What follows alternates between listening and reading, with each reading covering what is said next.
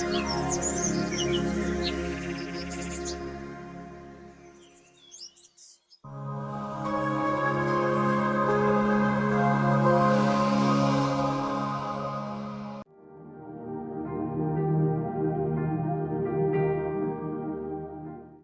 The Lord. Aroma T വിയിലെ എല്ലാ മാന്യ ശ്രോതാക്കൾക്കും വേഗം വരുന്ന കർത്താവായ യേശു ക്രിസ്തുവിന്റെ നാമത്തിൽ വന്ദനത്തെയും സ്വാഗതത്തെയും അറിയിക്കുന്നു. അനുഗ്രഹീതമായ ഒരു ജീവിതാനുഭവവുമായിട്ട് നിങ്ങളോടൊപ്പം ഇന്ന് ഞങ്ങൾ വീണ്ടും അടുത്ത് വന്നിരിക്കുകയാണ്. ശ്രദ്ധയോടെ പ്രാർത്ഥനയോടെ നമുക്ക് കേൾക്കാം. ഇന്ന് നമ്മോടൊപ്പം ആയിരിക്കുന്നത് കർത്താവിൻ്റെ ദാസി ഡോക്ടർ അക്സ ആൻഡ് ബിജു ആണ്. ഡോക്ടറിനെ തികഞ്ഞ സ്നേഹത്തോടും ആദരവോടും കൂടി അരോമ ടി വിയിലെ പ്രേക്ഷകരോടൊപ്പം സമയം ചിലവഴിക്കുന്നതിനും ദൈവം നടത്തിയ അനുഭവങ്ങളെ പങ്കുവയ്ക്കുന്നതിനും ഞങ്ങൾ സ്വാഗതം ചെയ്തുകൊള്ളുന്നു. Price the Lord. എന്തൊക്കെയുണ്ട് വിശേഷങ്ങൾ? വിശേഷങ്ങൾ സുഖമായിട്ടിരിക്കുന്നു. കൃപയാൽ ദൈവം നന്നായി നടത്തുന്നു. ഓക്കെ. അരോമ ടി വിയിലെ പ്രേക്ഷകരോടൊപ്പം കർത്താവിന്റെ ദാസിയെ പരിചയപ്പെടുത്താൻ ഞങ്ങൾക്ക് വളരെ സന്തോഷമുണ്ട്. ഒന്ന് പരിചയപ്പെടുത്താമോ? എവിടെ നിന്നാണ് ജോയിൻ ചെയ്തിരിക്കുന്നത്? വീട്ടിൽ ആരൊക്കെയുണ്ട്? ഞാനിപ്പോൾ ജോയിൻ ചെയ്തിരിക്കുന്നത് കോട്ടയത്തുള്ള എന്റെ ഭവനത്തിൽ നിന്നാണ്.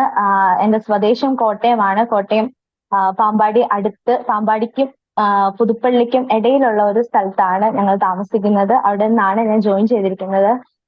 എന്റെ വീട്ടിൽ പപ്പ, മമ്മി, എനിക്കൊരു സഹോദരിയുണ്ട്. കൃപയാൽ ഞങ്ങൾ സുശേഷയിലായിട്ട് മുൻപോട്ട് പോകുന്നു. ദൈവം ഇത്രത്തോളം നടത്തി ഇനിയും നടത്താൻ ശക്തനാണെന്ന് വിശ്വസിച്ച് ആ കരത്തിൽ പിടിച്ച് മുൻപോട്ട് യാത്ര ചെയ്യുന്നു. ഓക്കെ. കർത്താവിന്റെ ദാസിയെ പരിചയപ്പെടുത്തി വളരെ സന്തോഷമുണ്ട്. കർത്താവിന്റെ മഹത്വമുള്ള ശുശ്രൂഷയിലായിരിക്കുന്ന അനുഗ്രഹിക്കപ്പെട്ട ദൈവദാസിന്റെയും കുടുംബത്തിന്റെയും ശുശ്രൂഷാ തലങ്ങളെയും മണ്ഡലങ്ങളെയും കർത്താവ് കഴിഞ്ഞ നാളുകളിൽ അനുഗ്രഹിച്ചതുപോലെ തുടർന്നും നിങ്ങളെ കർത്താവ് ഉപയോഗിക്കട്ടെ എന്ന് ഞങ്ങൾ ആഗ്രഹിക്കുന്നു, ആശംസിക്കുന്നു, പ്രാർത്ഥിക്കുന്നു. എന്താണ് അരോമ ടി വിയിലെ പ്രേക്ഷകരോടൊപ്പം പങ്കുവയ്ക്കാൻ ആഗ്രഹിക്കുന്നത്? വിദ്യാഭ്യാസ കാലയളവിനെ കുറിച്ചും നല്ല ബാല്യ കാലയളവിനെ കുറിച്ചും മാതാപിതാക്കന്മാരോടും ഒക്കെ ഉള്ളതായ പാഴ്സനേജിലെ ജീവിതാനുഭവങ്ങളും ഒക്കെ തുടർമാനമായിട്ട് പങ്കുവയ്ക്കാം. കർത്താവ് സഹായിക്കട്ടെ. ദൈവത്തിന്റെ അതിപരിശുദ്ധമായ നാമം ഒരിക്കൽ കൂടി വാഴ്ത്തപ്പെടുമാറാകട്ടെ. ഇന്ന് പകൽക്കാലം പ്രിയ പ്രേക്ഷകരോടൊപ്പം കർത്താവിനെ ഒരിക്കൽ കൂടി സ്തുതിക്കുവാനും ദൈവനാമത്തിൽ സാക്ഷ്യത്തെ പങ്കുവയ്ക്കുവാനും ദൈവം നൽകി തന്ന നല്ല അവസരത്തിനായി ഒരിക്കൽ കൂടി ഞാൻ ദൈവത്തിന് നന്ദി പറയുകയാണ്. ശരിക്കും പറഞ്ഞാൽ ഞാൻ ഒരു ക്രിസ്തീയ ചുറ്റുപാടിൽ തന്നെ, ഒരു പെന്തക്കോസ്തിൽ തന്നെ ജനിച്ച് വളർത്തപ്പെട്ട ഒരു ദൈവീക കുടുംബത്തിലെ ഒരു അംഗമായിരുന്നു എന്നല്ല, അംഗമാണ്. കർത്താവ് തന്നെയാണ് ഞങ്ങളെ നടത്തിക്കൊണ്ടിരിക്കുന്നത്. എന്റെ പപ്പയ്ക്കും മമ്മിക്കും ഞങ്ങളെ 2 പെൺമക്കളെ ദൈവം ദാനമായി നൽകി കൊടുത്തു. ശരിക്കും പറഞ്ഞാൽ 2 പെൺപൈതങ്ങളെ ലഭിച്ചതിന്റെ പേരിൽ പപ്പയും മമ്മിയും കേൾക്കാത്ത പഴികളോ ദുഷികളോ ഒന്നുമില്ല. പക്ഷെങ്കില് അവർ ഒരു ഇഞ്ച് പോലും പിൻപോട്ട് മാറാൻ തയ്യാറല്ലായിരുന്നു. ആൺപിള്ളാരെക്കാൾ ഉപരിയായി കർത്താവ് സ്നേഹിക്കുന്ന പെൺകുഞ്ഞുങ്ങളെ കൊടുത്തത് അത് ദൈവത്തിന്റെ നല്ല ദാനമാണെന്ന് വിശ്വസിച്ച് ഞങ്ങൾക്ക് വേണ്ടി പ്രാർത്ഥിച്ച് ഞങ്ങൾക്ക് വേണ്ടി കരുതുന്ന ഒരു അപ്പനെയും കരയുന്ന ഒരു മാതാവിനെയുമാണ് കർത്താവ് ഞങ്ങൾക്ക് നൽകി തന്നത്. ശരിക്കും അങ്ങനെ തന്നെ പറയണം. രാത്രിയുടെ യാമങ്ങളില് കർത്താവിന്റെ സന്നിധിയിൽ ഇരുന്ന് കരയുന്ന ഒരു മാതാവ്, ഞങ്ങൾക്ക് വേണ്ടി ഞങ്ങളെ കരം പിടിച്ച് ഞങ്ങളെ കരുതുന്ന ഒരു പിതാവിനെയാണ് ദൈവം ഞങ്ങൾക്ക് ദാനമായി നൽകി തന്നത്. അത് ശരിക്കും പറഞ്ഞ ഒരു ഗ്രേറ്റ് പ്രിവിലേജ് ആയി തന്നെ ഞാൻ കാണുകയാണ്. അനേക കുഞ്ഞുങ്ങൾക്ക് മാതാപിതാക്കള് വീണ്ടും രീതിയിൽ അവരെ കരുതാതിരിക്കുമ്പോൾ, വീണ്ടും രീതിയിൽ അവർക്ക് വേണ്ടി പ്രാർത്ഥിക്കാൻ കഴിയാതിരിക്കുമ്പോൾ, അനേക കുഞ്ഞുങ്ങൾ ഈ ലോകത്തില് മാതാപിതാക്കൾ നഷ്ടപ്പെട്ട രീതിയിലായിരിക്കുമ്പോൾ കർത്താവ് ഞങ്ങൾക്ക് നല്ല 2 മാതാപിതാക്കളെ നൽകി തരുവാൻ ഇടയായി തീർന്നു. ഇന്നും ഞങ്ങൾ അവർക്ക് വേണ്ടി പ്രാർത്ഥിക്കുന്നുണ്ട്. ഇന്നും ശരിക്കും പറഞ്ഞാൽ ഇന്നത്തെ തലമുറയില് മക്കൾക്ക് വേണ്ടി കരയുവാൻ മാതാപിതാക്കൾ റെഡിയാ. പക്ഷെ തിരിച്ച് മാതാപിതാക്കളെ കരുതാനും അവർക്ക് വേണ്ടി കരയാനുമുള്ള ഒരു സമയം മക്കൾ പലപ്പോഴും കണ്ടെത്താറില്ല.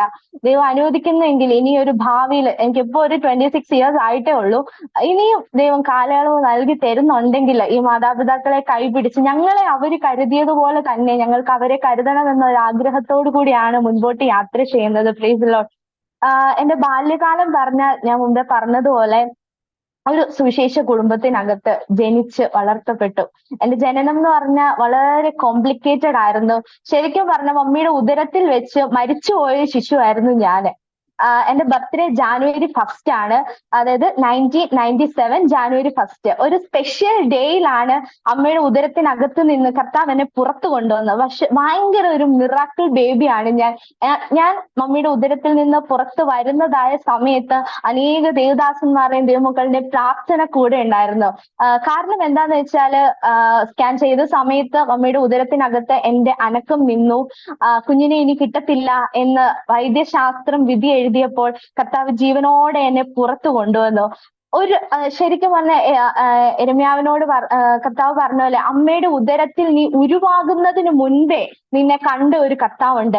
ഞാനും അമ്മയുടെ ഉദരത്തിൽ ഉരുവാകുന്നതിന് മുൻപേ എന്നെ കണ്ട കർത്താവ്, എന്നെ സ്നേഹിച്ച കർത്താവ്, അമ്മയുടെ ഉദരത്തിൽ വെച്ച് ശത്രു നശിപ്പിച്ചു കളയുവാൻ പദ്ധതി എഴുതിയപ്പോലും അവിടം കൊണ്ട് തീർന്നില്ല. നിനക്ക് ദീർഘദൂരം യാത്ര ചെയ്യുവാനുണ്ട് എന്ന് ഒരു ഏലിയാവിനെ തട്ടി വിളിച്ചുണർത്തി നടത്തിയതുപോലെ കർത്താവ് അടിയനെ പുറത്തു കൊണ്ടുവന്നു. പുറത്ത് കൊണ്ടുവന്നതിന് ശേഷവും ശത്രുവിന്റെ പീഡകൾ തീർന്നില്ല, ശത്രുവിന്റെ പരീക്ഷണങ്ങൾ തീർന്നില്ല. ഞാൻ മമ്മിയോട് ചോദിച്ചു, മമ്മി ശരിക്കും പറഞ്ഞ എന്റെ ഒരു ജനനം എങ്ങനായിരുന്നു മമ്മി അടുത്ത് ചോദിച്ചപ്പോൾ മമ്മി പറഞ്ഞു, ഇത്രയും സങ്കടപ്പെട്ട് ഒരു മാതാവും ഒരു കുഞ്ഞിനെ ജന്മം നൽകിയിട്ടുണ്ടാവത്തില്ല. കാരണം കുഞ്ഞിനെ കിട്ടത്തില്ല എന്ന് പറഞ്ഞു. പ്രാർത്ഥനയുടെ ഫലമായി കുഞ്ഞിനെ കൈ കിട്ടിയപ്പോൾ കുഞ്ഞിന് ഓരോ സമയത്ത് ഓരോ കളർ ചേഞ്ചസ്, ഒരു സമയം നോക്കുമ്പോൾ മഞ്ഞ കളറില്, ഒരു സമയം നോക്കുമ്പോൾ നീല കളറില്, ഒരു സമയം നോക്കുമ്പോൾ വേറെ പല കളറുകൾ മാറി കുഞ്ഞിന്റെ ബ്ലഡ് മുഴുവൻ അശുദ്ധിയായി തീർന്നു.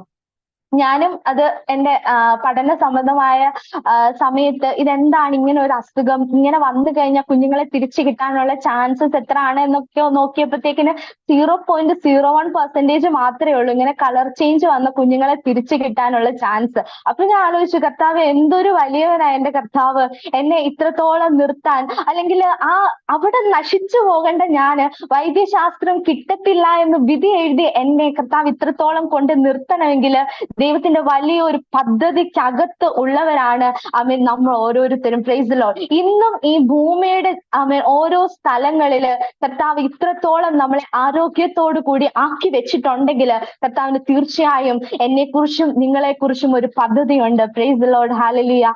അങ്ങനെ അമ്മയുടെ ഉദരത്തിനകത്ത് നിന്ന് പുറത്തു വന്നു. അതിനുശേഷം അവിടെ ഹോസ്പിറ്റലിൽ ഉണ്ടായിരുന്നവർ പറഞ്ഞു, എന്റെ ബ്ലഡ് മുഴുവൻ കയറ്റി ഇറക്കണം, എങ്കിൽ മാത്രമേ കുഞ്ഞിനെ കിട്ടത്തുള്ളൂ എന്ന് പറഞ്ഞു. എന്റെ മാതാവ് കരച്ചിൽ നിർത്തിയില്ല.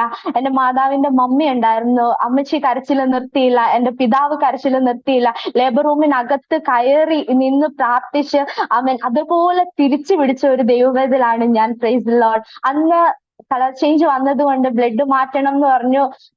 ആ ഒരു സമയത്ത് ബ്ലഡ് ചെക്ക് ചെയ്യാൻ വേണ്ടി എടുത്തോണ്ട് പോയി. നെഗറ്റീവ് ഗ്രൂപ്പ് ആണെന്ന് പറഞ്ഞു. ഇനി നെഗറ്റീവ് ഗ്രൂപ്പ് ആയതുകൊണ്ട് ബ്ലഡ് അറേഞ്ച് ചെയ്യണം, അങ്ങനെയുള്ള സകല കാര്യങ്ങളും ചെയ്യണം. ആ സമയത്ത് മമ്മിയുടെ ഒരു ക്ലോസ് ഫ്രണ്ട് അവിടെ നേഴ്സായിട്ട് വർക്ക് ചെയ്യുന്നുണ്ടായിരുന്നു. മമ്മിയുടെ ഈ കരച്ചിലും നിലവിളിയും ഒക്കെ കേട്ട സമയത്ത് ആ നേഴ്സ് വന്നിട്ട് മമ്മി എടുത്ത് ചോദിച്ചു, എന്താ പ്രശ്നം എന്ന് ചോദിച്ചപ്പം പറഞ്ഞു, എന്റെ കുഞ്ഞിന് ഇതുപോലെ ബ്ലഡ് മാറ്റി ഇറക്കണം എന്ന് പറഞ്ഞു. എന്ത് ചെയ്യണം എന്നറിയത്തില്ല. ആദ്യത്തെ കുഞ്ഞാണ്, ദൈവം അത്രയും പ്രാർത്ഥിച്ച് നൽകി തന്ന ഒരു കുഞ്ഞാണ്.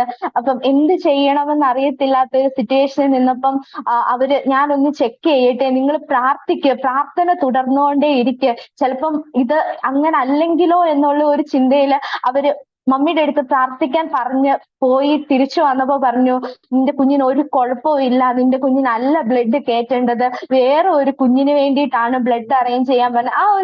ആ ഒരു ഫ്രാക്ഷൻ ഓഫ് സെക്കൻഡ്സിൽ അല്ലെങ്കിൽ ചില മിനിറ്റുകൾ കൊണ്ട് കർത്താവ് പ്രാർത്ഥനയ്ക്ക് മറുപടിയായ അത്ഭുതങ്ങളെ പ്രവർത്തിക്കാൻ തുടങ്ങി.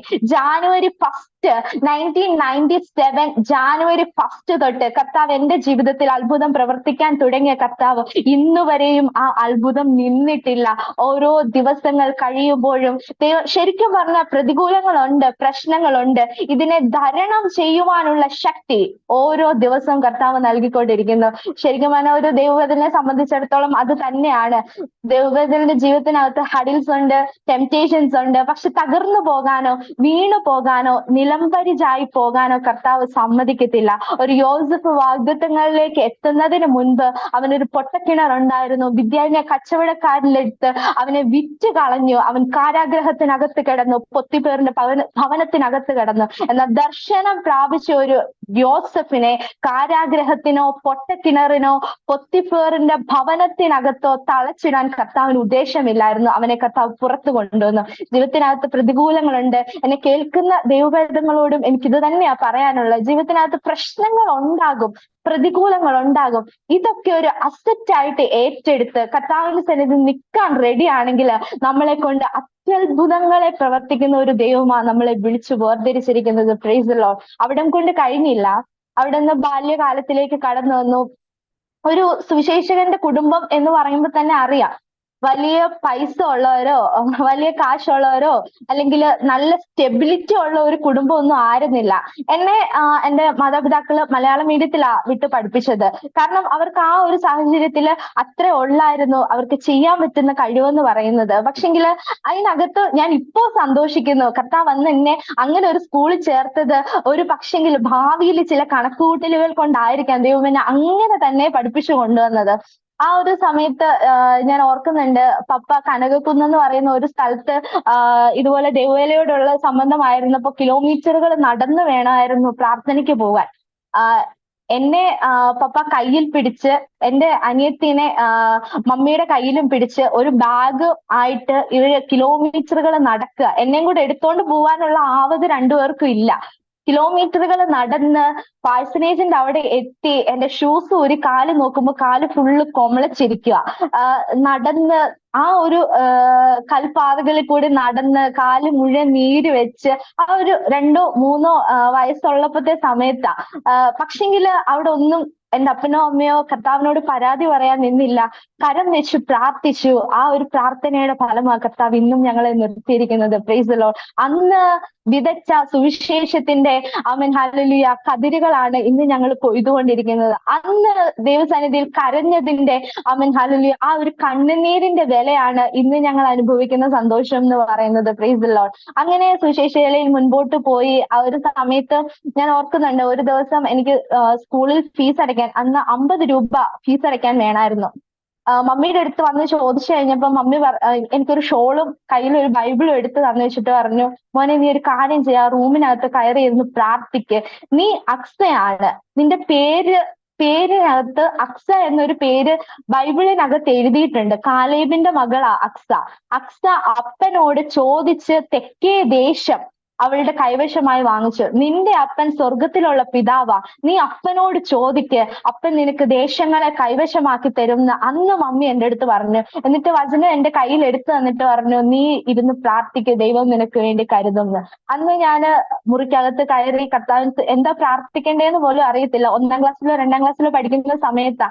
ശരിക്കും പറഞ്ഞാൽ യേശുപ്പച്ച എനിക്ക് എന്റെ ഫീസ് അടയ്ക്കാൻ തരണേന്ന് ഉള്ള അത്രേ അറിയത്തുള്ളൂ. പക്ഷെങ്കിലും മമ്മി ഒരാള് പറഞ്ഞു ഒറ്റ വാക്കിന്റെ പേരില് കർത്താവിന്റെ സന്നിധിയിൽ നിഷ്കളങ്കമായി ഇരുന്ന് കരഞ്ഞു. അന്ന് ഒരു ഈവനിങ് ടൈം ആയപ്പോ ഞങ്ങളുടെ സെന്റ് പാസ്റ്റർ അപ്പച്ചൻ ഞങ്ങളുടെ വീട്ടിൽ വന്നു. വീട്ടിൽ വന്നതിന് ശേഷം അപ്പച്ചൻ, ഞാൻ ഇങ്ങനെ വഴിയെ തിരിച്ച് അപ്പച്ചൻ ഇറങ്ങി അപ്പച്ചനെ കൊണ്ടാക്കാൻ വഴിയിൽ നിന്ന സമയത്ത് കൃത്യം എനിക്ക് എത്ര രൂപയാണോ കയ്യിൽ ആവശ്യം ഉണ്ടായിരുന്നത് ആ പൈസ അപ്പച്ചൻ അന്ന് എന്റെ കയ്യിൽ എടുത്തു വെച്ചിട്ട് പറഞ്ഞു, ഇത് മോന് തരണമെന്ന് കർത്താവ് എന്നോട് പറഞ്ഞിട്ടാ ഞാൻ ഇന്ന് ഇവിടെ കടന്നു വന്നത്. അതേപോലെ അന്ന് തുടങ്ങി സ്റ്റാർട്ട് ചെയ്ത കർത്താവിന്റെ അത്ഭുതം ഇന്നും എനിക്ക് വേണ്ടി ചെയ്തുകൊണ്ടിരിക്കുക. ഞങ്ങള് ഇനിഷ്യൽ ഒരു 1ാം ക്ലാസ്സിൽ പഠിക്കുന്ന സമയത്ത് ഞങ്ങൾക്കൊരു ഭവനം ഉണ്ടായിരുന്നില്ല. അപ്പം ഞങ്ങള് ഭവനം പണിയണം എന്നുള്ള ഒരു ചിന്തയില് മമ്മിയുടെ പ്ലേസില്, അതായത് ഞങ്ങളുടെ സ്വദേശം ഇടുക്കിയാണ്, അവിടെ നിന്ന് കോട്ടയത്തേക്ക് ഞങ്ങൾ വന്ന് താമസിക്കുന്നവരാ. അപ്പം ഇടുക്കിയുടെ ദേശത്ത് ഒരു ഭവനം വേണമെന്നുള്ള ഒരു പ്രാർത്ഥനയില് ഞങ്ങള് കല്ല് ഇട്ടു. അതിന്റെ പണിയൊന്നും പൂർത്തിയാവുന്നില്ല. അപ്പോഴും ആ ഒരു സമയത്തും മമ്മി എന്നോട് ഇങ്ങനെ തന്നെയാ പറഞ്ഞത്, നീ ഇരുന്ന് പ്രാർത്ഥിക്ക്. അപ്പം എന്റെ മമ്മിയുടെ ആങ്ങളയുടെ ഭവനവും പണിതുകൊണ്ടിരിക്കുക. അപ്പം അവിടുന്ന് എനിക്കും എന്റെ മമ്മിയുടെ ആങ്ങളയുടെ മോൾക്കും ഒരേ ഏജാ. അപ്പൊ അവള് അവിടെ കുഞ്ഞിലെ അവൾ അവിടെ നിന്ന് പറയും, എന്റെ പപ്പ പെട്ടെന്ന് വീട് പണിയും, ഞങ്ങൾ നല്ല വീടിനകത്ത് പെട്ടെന്ന് കയറും എന്നൊക്കെ പറഞ്ഞ് ഇങ്ങനെ ആ ഒരു കുഞ്ഞു മനസ്സിൽ ഒരു ചെറിയ കളിയാക്കൽ വന്നപ്പോ ഞാൻ മമ്മിയുടെ അടുത്ത് ഓടി വന്ന് പറഞ്ഞു, മമ്മി ഇങ്ങനെ പറഞ്ഞു, നമുക്കപ്പം യേശുപ്പച്ചൻ വീട് തരത്തില്ലേ, നമ്മൾ യേശുപ്പച്ചനോടല്ലേ പ്രാർത്ഥിക്കുന്നതെന്ന് ചോദിച്ചപ്പോ മമ്മി അന്ന് എന്റെ അടുത്ത് പറഞ്ഞു, മോനെ നീ കർത്താവിനോട് ചോദിക്കുക, നിനക്കുള്ളത് ദൈവം തരും. അവരുടെ ഒരു ഭവന പ്രതിഷ്ഠയ്ക്ക് ഒരാഴ്ച മുൻപ് കർത്താവ് ഞങ്ങളുടെ ഭവനം പ്രതിഷ്ഠിക്കുവാൻ അതിനുള്ള വഴികളെയും കാര്യങ്ങളെയും ദൈവം ചെയ്തു തന്നു. പിന്നെ എന്റെ ഒരു ബാല്യകാലം എന്ന് പറഞ്ഞാൽ ശരിക്കും പറഞ്ഞാൽ മമ്മിയുടെ ശിക്ഷണത്തിൽ തന്നെ വളർന്ന ഒരു പൈതലായിരുന്നു ഞാൻ. എന്റെ അനിയത്തിനെ അപ്പച്ചനും അമ്മച്ചിയും ആയിരുന്നു നോക്കിയിട്ടുണ്ടായിരുന്നു, മമ്മിയുടെ പേരൻസ് ആയിരുന്നു നോക്കിയിട്ടുണ്ടായിരുന്നു. അപ്പം അവര് നോക്കുന്നത് കൊണ്ട് എന്നെ കൃത്യമായിട്ട് മമ്മിയുടെ കയ്യിൽ മമ്മിയുടെ ആ ഒരു ഇഷ്ടത്തിനനുസരിച്ച് കിട്ടിയ ഒരു മകളായിരുന്നു ഞാൻ. അപ്പം ഞാൻ എന്ത് തെറ്റ് ചെയ്താലും മമ്മി എന്നെ തല്ലും, എന്ത് കാര്യം ചെയ്താലും മമ്മി എന്നെ വഴക്ക് പറയും. സാധാരണ എല്ലാ അമ്മമാരും രാവിലെ കുഞ്ഞുങ്ങൾക്ക് ബെഡ് കോഫി കൊടുക്കുമ്പോൾ എന്റെ മമ്മി രാവിലെ തൊട്ട് ഉപദേശം തുടങ്ങും. രാവിലെ തൊട്ട് വൈകുന്നേരം വരെ മമ്മിയുടെ അടുത്ത് എപ്പോൾ ചെന്നാലും മോനെ അത് അങ്ങനെ ചെയ്യണം, മോനെ ഇത് ഇങ്ങനെ ചെയ്യണം. ആദ്യമൊക്കെ ചില സമയത്ത് ഇറിറ്റേഷൻ തോന്നും, എന്നാലും മിണ്ടാതെ നിന്ന് അതെല്ലാം കേൾക്കുവാനുള്ള ഒരു പക്വത ദൈവത്തിന്റെ ജീവിതത്തിൽ നൽകി തന്നു. പക്ഷെ ഞങ്ങളുടെ സ്കൂൾ വിദ്യാഭ്യാസം കഴിഞ്ഞ് കോളേജ് വിദ്യാഭ്യാസത്തിലോട്ട് കയറിയപ്പോഴാണ് കുഞ്ഞുനാള് തൊട്ട് മമ്മി പറഞ്ഞു തന്ന ഉപദേശത്തിന്റെ വില എന്തുവാന്ന് മനസ്സിലായത്. ശരിക്കും പറഞ്ഞാൽ അത് കോളേജ് ലൈഫിൽ ഭയങ്കര ഒരു എക്സ്പീരിയൻസ് ആയിരുന്നു. അത് എന്റെ പേഴ്സണലി എന്റെ ജീവിതത്തിനകത്ത് ഭയങ്കര കാര്യങ്ങൾ ചെയ്യാൻ പറ്റിയ ഒരു ഉപദേശമായിരുന്നു മമ്മി കുഞ്ഞിലെ തൊട്ട് ജീവിതത്തിനകത്ത് നൽകി തന്നിട്ടുണ്ടായിരുന്നത്.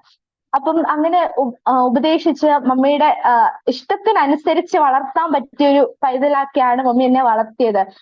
ശരിക്കും പറഞ്ഞാൽ ആദ്യമായിട്ട് എനിക്കൊരു പ്രസംഗം എഴുതി തരുന്നതും എന്നെ പ്രസംഗിക്കാൻ ട്രെയിൻ ചെയ്തതും എന്റെ മമ്മി തന്നെയാ. ഇങ്ങനെ ആത്മീക കാര്യത്തിനകത്ത് മുൻതൂക്കം കൊടുക്കാൻ ദൈവം എന്നെ ഇത്രത്തോളം പ്രാപ്തിയാക്കിയിട്ടുണ്ടെങ്കിൽ അതിന്റെ ഒരു മേജർ ഒരു പോർഷനും അത് മമ്മിയുടെ സപ്പോർട്ട് ഒന്ന് മാത്രമാണ്. ശരിക്കും പറഞ്ഞാൽ ഇങ്ങനെയുള്ള മാതാപിതാക്കളെയാണ് കർത്താവും ആഗ്രഹിക്കുന്നത്. പിള്ളേരെ പത്യോപദേശത്തിൽ വളർത്താനും അവർക്ക് വേണ്ടതായ ശിക്ഷണങ്ങൾ നൽകുവാനും ശരിക്കും പറഞ്ഞ മാതാപിതാക്കൾക്ക് ഒരു റെസ്പോൺസിബിലിറ്റി ഉണ്ട്. അങ്ങനെ ഒരു റെസ്പോൺസിബിലിറ്റി ഏറ്റെടുക്കാൻ റെഡി ആവുകയാണെങ്കിൽ ആ മക്കൾ ഒരിക്കലും ദൈവസന്നിധിയിൽ നശിച്ചു പോവാൻ കർത്താവ് സമ്മതിക്കത്തില്ല. അപ്പം എന്റെ കൂട്ടുകാരുടെ കാര്യമൊക്കെ ഇങ്ങനെ കേൾക്കുമ്പോൾ ഞാൻ മമ്മിയുടെ അടുത്ത് പറയും, മമ്മിക്ക് എന്നോട് ഒരു സ്നേഹമില്ല, മമ്മി എന്നെ എപ്പോഴും വഴക്ക് പറയാം, മമ്മി എന്നെ എപ്പോഴും തല്ലുവാന്ന് പറയുമ്പോൾ മമ്മി പറയും, മോനെ വചനത്തിനകത്തൊരു വാക്യമുണ്ട്, മക്കളെ സ്നേഹിക്കുന്നവൻ വടിയെ സ്നേഹിക്കുന്നില്ല, വടിയെ സ്നേഹിക്കുന്നവനോ മക്കളെ സ്നേഹിക്കുന്നില്ല. വടി തല്ലുമ്പോ ഒടിഞ്ഞു പോകും, ഞാൻ ആ വടിയെ അല്ല സ്നേഹിക്കുന്നേ, പകരം നിന്നെ സ്നേഹിക്കുന്നോണ്ടാ ഇടയ്ക്കൊക്കെ പത്യോപദേശവും ശിക്ഷണവും ഒക്കെ നിന്റെ ജീവിതത്തിനകത്ത് നൽകി തരുന്നത്. ഒരു പക്ഷെങ്കിൽ നിനക്ക് ഇപ്പൊ അതിനെക്കുറിച്ചൊന്നും വലിയ ധാരണ കാണത്തില്ല.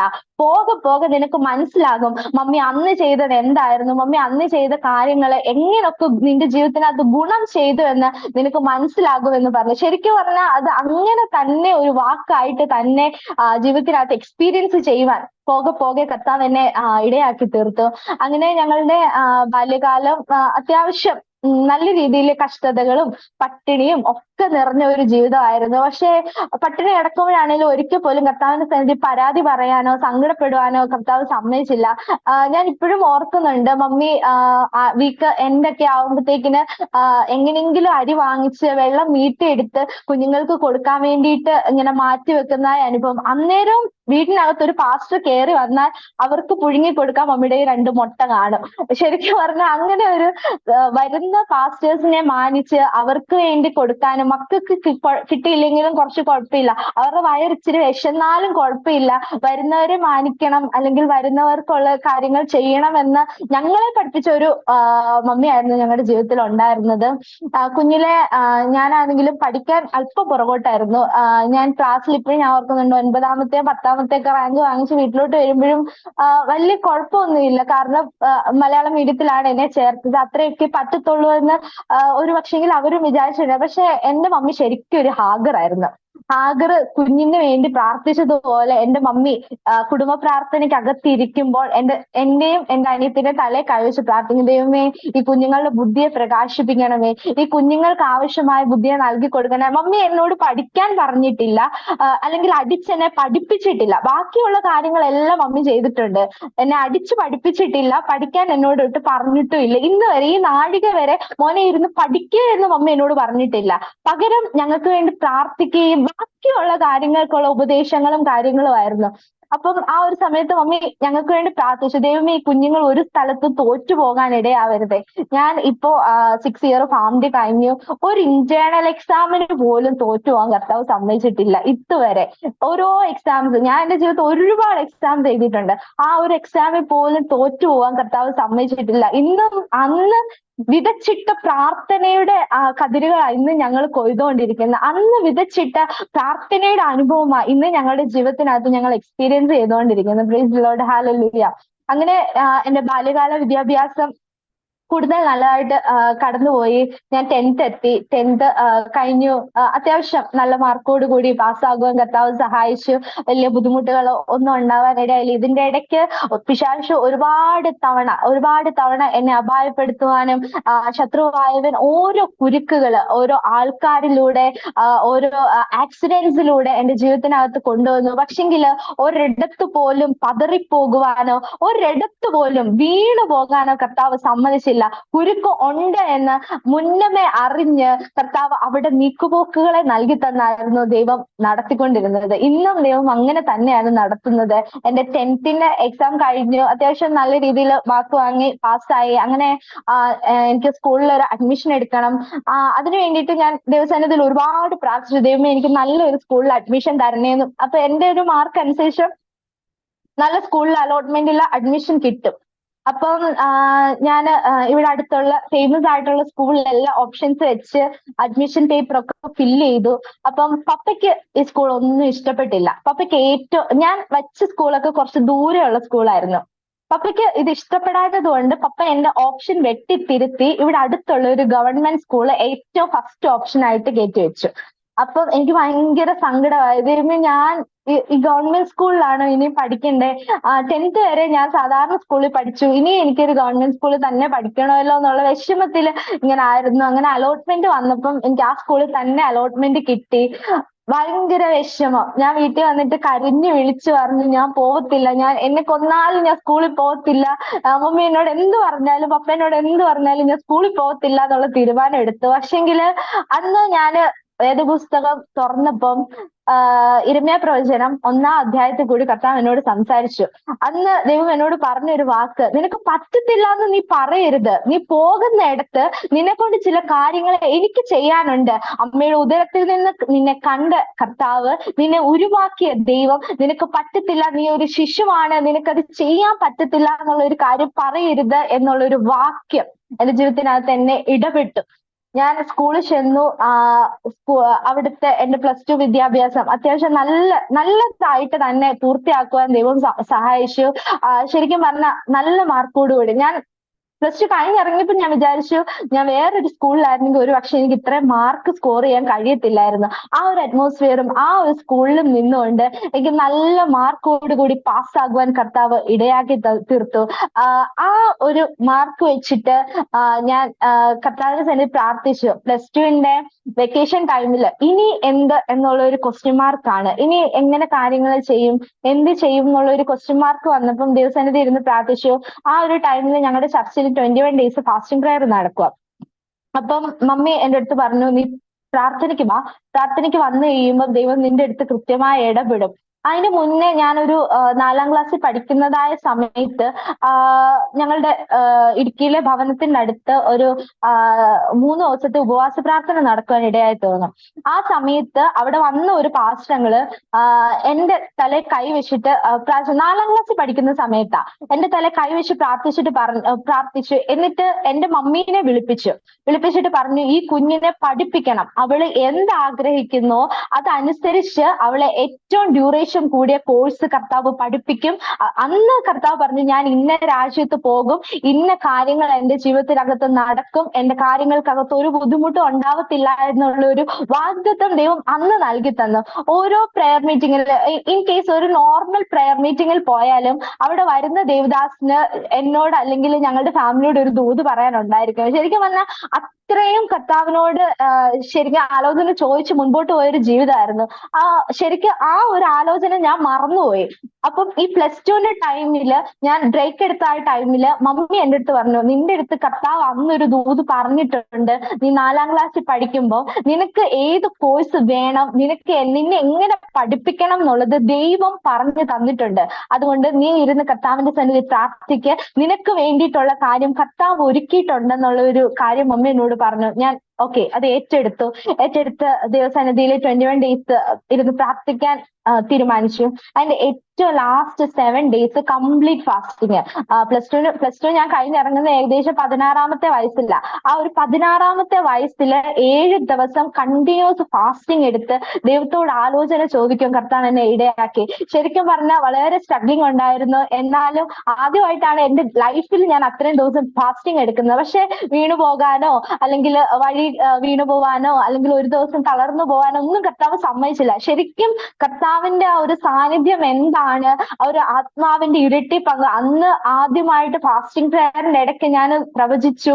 അന്ന് ആദ്യമായിട്ട് എന്റെ അന്യഭാഷയുടെ തലങ്ങൾ മാറി. അങ്ങനെ ഭയങ്കര ഒരു മിറാക്കിൾ നടന്ന ഒരു ഫാസ്റ്റിംഗ് പ്രയർ ആയിരുന്നു അവിടെ നടന്നിരുന്നത്. ആ ഒരു സമയത്ത് ഞാൻ ഇങ്ങനെ ഒരു കാഴ്ച കണ്ടു. ഞാൻ ഒരു വൈറ്റ് കോട്ട് ഇട്ട് നിൽക്കുന്നതായ ഒരു അവസ്ഥ. ഒരു വൈറ്റ് കോട്ട് എന്റെ കയ്യിൽ ഒരു സ്റ്റെപ്പൊക്കെ പിടിച്ച് നിൽക്കുന്ന ആ ഒരു അവസ്ഥ ഞാൻ ഇങ്ങനെ കണ്ടു. അപ്പൊ ഞാൻ തീരുമാനിച്ചു കർത്താവ് എന്നെ ഡോക്ടർ ആക്കാൻ തീരുമാനിച്ചിരിക്കുകയാണ്. അപ്പൊ എന്നാ പിന്നെ ഞാൻ MBBS തന്നെ എടുക്കും. അന്ന് ഞാൻ എന്റെ ബൈബിളിനകത്ത് എഴുതി വെച്ചു ഡോക്ടർ അക്സ, എന്നിട്ട് താഴെ PhD എന്നൊക്കെ എഴുതി. ഭയങ്കര വിശ്വാസത്തെ 2014 ഇത് നടക്കുന്നത്. ഞാൻ ഇപ്പോഴും ഓർക്കുന്നുണ്ട്, ഒരു ഓറഞ്ച് കളർ പെൻ വെച്ചിട്ട് ഞാൻ എന്റെ ബൈബിളിനകത്ത് ഒരു പേപ്പറിൽ എഴുതി വെച്ചു ഡോക്ടർ അക്സ PhD എന്നൊക്കെ പറഞ്ഞിട്ട് വളരെ വലിയ നീട്ടി എന്റെ വീടിന്റെ ഫ്രണ്ടിൽ ബോർഡ് വെക്കുന്ന രീതിയിലൊക്കെ ഞാൻ അങ്ങ് എഴുതി വെച്ചു. ശരിക്കും പറഞ്ഞ വിശ്വാസത്താൽ എഴുതി വെച്ചതാ. ആ ഒരു സമയത്ത് എൻട്രൻസ് പഠിക്കണം. ഞാൻ എൻട്രൻസിന് ആദ്യത്തെ അറ്റംപ്റ്റ് എടുത്തു. ഞാൻ എൻട്രൻസ് എഴുതി. വലിയ റാങ്കോ കാര്യങ്ങളോ ഒന്നും കിട്ടിയില്ല. അപ്പം വിട്ടുകൊടുത്തില്ല. എന്നാ പിന്നെ റിപ്പീറ്റ് ചെയ്യാമെന്ന് വിചാരിച്ചു. റിപ്പീറ്റ് ചെയ്യാൻ ഞാൻ മമ്മിയുടെയും പപ്പയുടെയും അടുത്ത് ചോദിച്ചപ്പം ഓക്കെ, അവര് പറഞ്ഞു മോൻ എന്ത് വേണമെങ്കിലും മോൻ പഠിച്ചോ, കുഴപ്പമില്ല എന്ന് പറഞ്ഞു. പക്ഷെങ്കില് ഫീസിന്റെ ഒരു കാര്യം വന്നപ്പം പ്രശ്നമായി. അപ്പം അപ്പത്തെ ഏറ്റവും സ്കോപ്പ് ഉള്ളത് നഴ്സിംഗ് പഠിക്കാനാ. അപ്പം പപ്പ വീട്ടിൽ നിന്ന് പറഞ്ഞു എന്നെങ്കിൽ പിന്നെ മോൻ നഴ്സിംഗിന് പോ, ചിലപ്പം കോട്ടക്ക് ദൈവം കാണിച്ചത് അതുകൊണ്ടായിരിക്കും, നഴ്സിംഗിന് പോകാനായിരിക്കും ദൈവം കാണിച്ചത്. അതുകൊണ്ട് മോൻ ഒരു കാര്യം ചെയ്യ്, നഴ്സിംഗിന് പോയെന്ന് പറഞ്ഞ് എൻ്റെ അടുത്ത് പറഞ്ഞു. അപ്പം എൻ്റെ കൂടെ തന്നെ ഞങ്ങളുടെ ഹോസ്പിറ്റലിൽ ഒരു കുഞ്ഞുണ്ടായിരുന്നു. അവളും എൻ്റെ സെയിം ഏജ് തന്നെയാ. അപ്പം ഞങ്ങൾ രണ്ടുപേരും ഒരുമിച്ച് എങ്കിൽ പിന്നെ തീരുമാനം എടുത്തു നഴ്സിംഗിന് പോവാമെന്ന തീരുമാനത്തില് ഞങ്ങൾ രണ്ടുപേരും ഒരുമിച്ച് മംഗലാപുരം ആൽവാസ് കോളേജിൽ അഡ്മിഷൻ എടുത്തു. അപ്പം ആ അഡ്മിഷൻ ഫീസ് ശരിക്കും പറഞ്ഞാൽ എന്റെ പേരൻസ് അല്ല അടച്ചത്. ആ വന്ന ഒരു പാസ്റ്റർ ആയിരുന്നു ഞങ്ങൾക്ക് ഒരു അഡ്മിഷൻ എടുത്ത് ശരിയാക്കി തന്നത്. ആ പാസ്റ്റർ ആയിരുന്നു ഞങ്ങളുടെ ഫീസ് അടച്ചിട്ടുണ്ടായിരുന്നത്. അപ്പം ഫീസ് എല്ലാം അടച്ചു. ഞാൻ നഴ്സിംഗിന് പോവാൻ തീരുമാനിച്ചിങ്ങനെ ഇരിക്കുമ്പോഴും എന്റെ മനസ്സിന് ഒരു സ്വസ്ഥത കിട്ടുന്നില്ല, സമാധാനം കിട്ടുന്നില്ല. ശരിക്കും എനിക്ക് നഴ്സിംഗ് ഫീൽഡ് എനിക്ക് ഇഷ്ടമല്ല. ഒരുപാട് സ്ട്രഗ്ലിംഗ് അനുഭവിക്കേണ്ട ഒരു ഫീൽഡാണ്. എനിക്ക് ഒട്ടും എനിക്ക് അക്സെപ്റ്റ് ചെയ്യാനേ പറ്റുന്നില്ല. ഞാൻ മമ്മിയുടെ ഒക്കെ എടുത്ത് പറഞ്ഞു, മമ്മി എന്നെ കൊണ്ട് പറ്റുന്നില്ല, എനിക്ക് നഴ്സിംഗ് പഠിക്കാൻ പോവണ്ട എന്ന് പറഞ്ഞു. അങ്ങനെ ഞാൻ അന്ന് ബാഗ് പാക്ക് ചെയ്തു.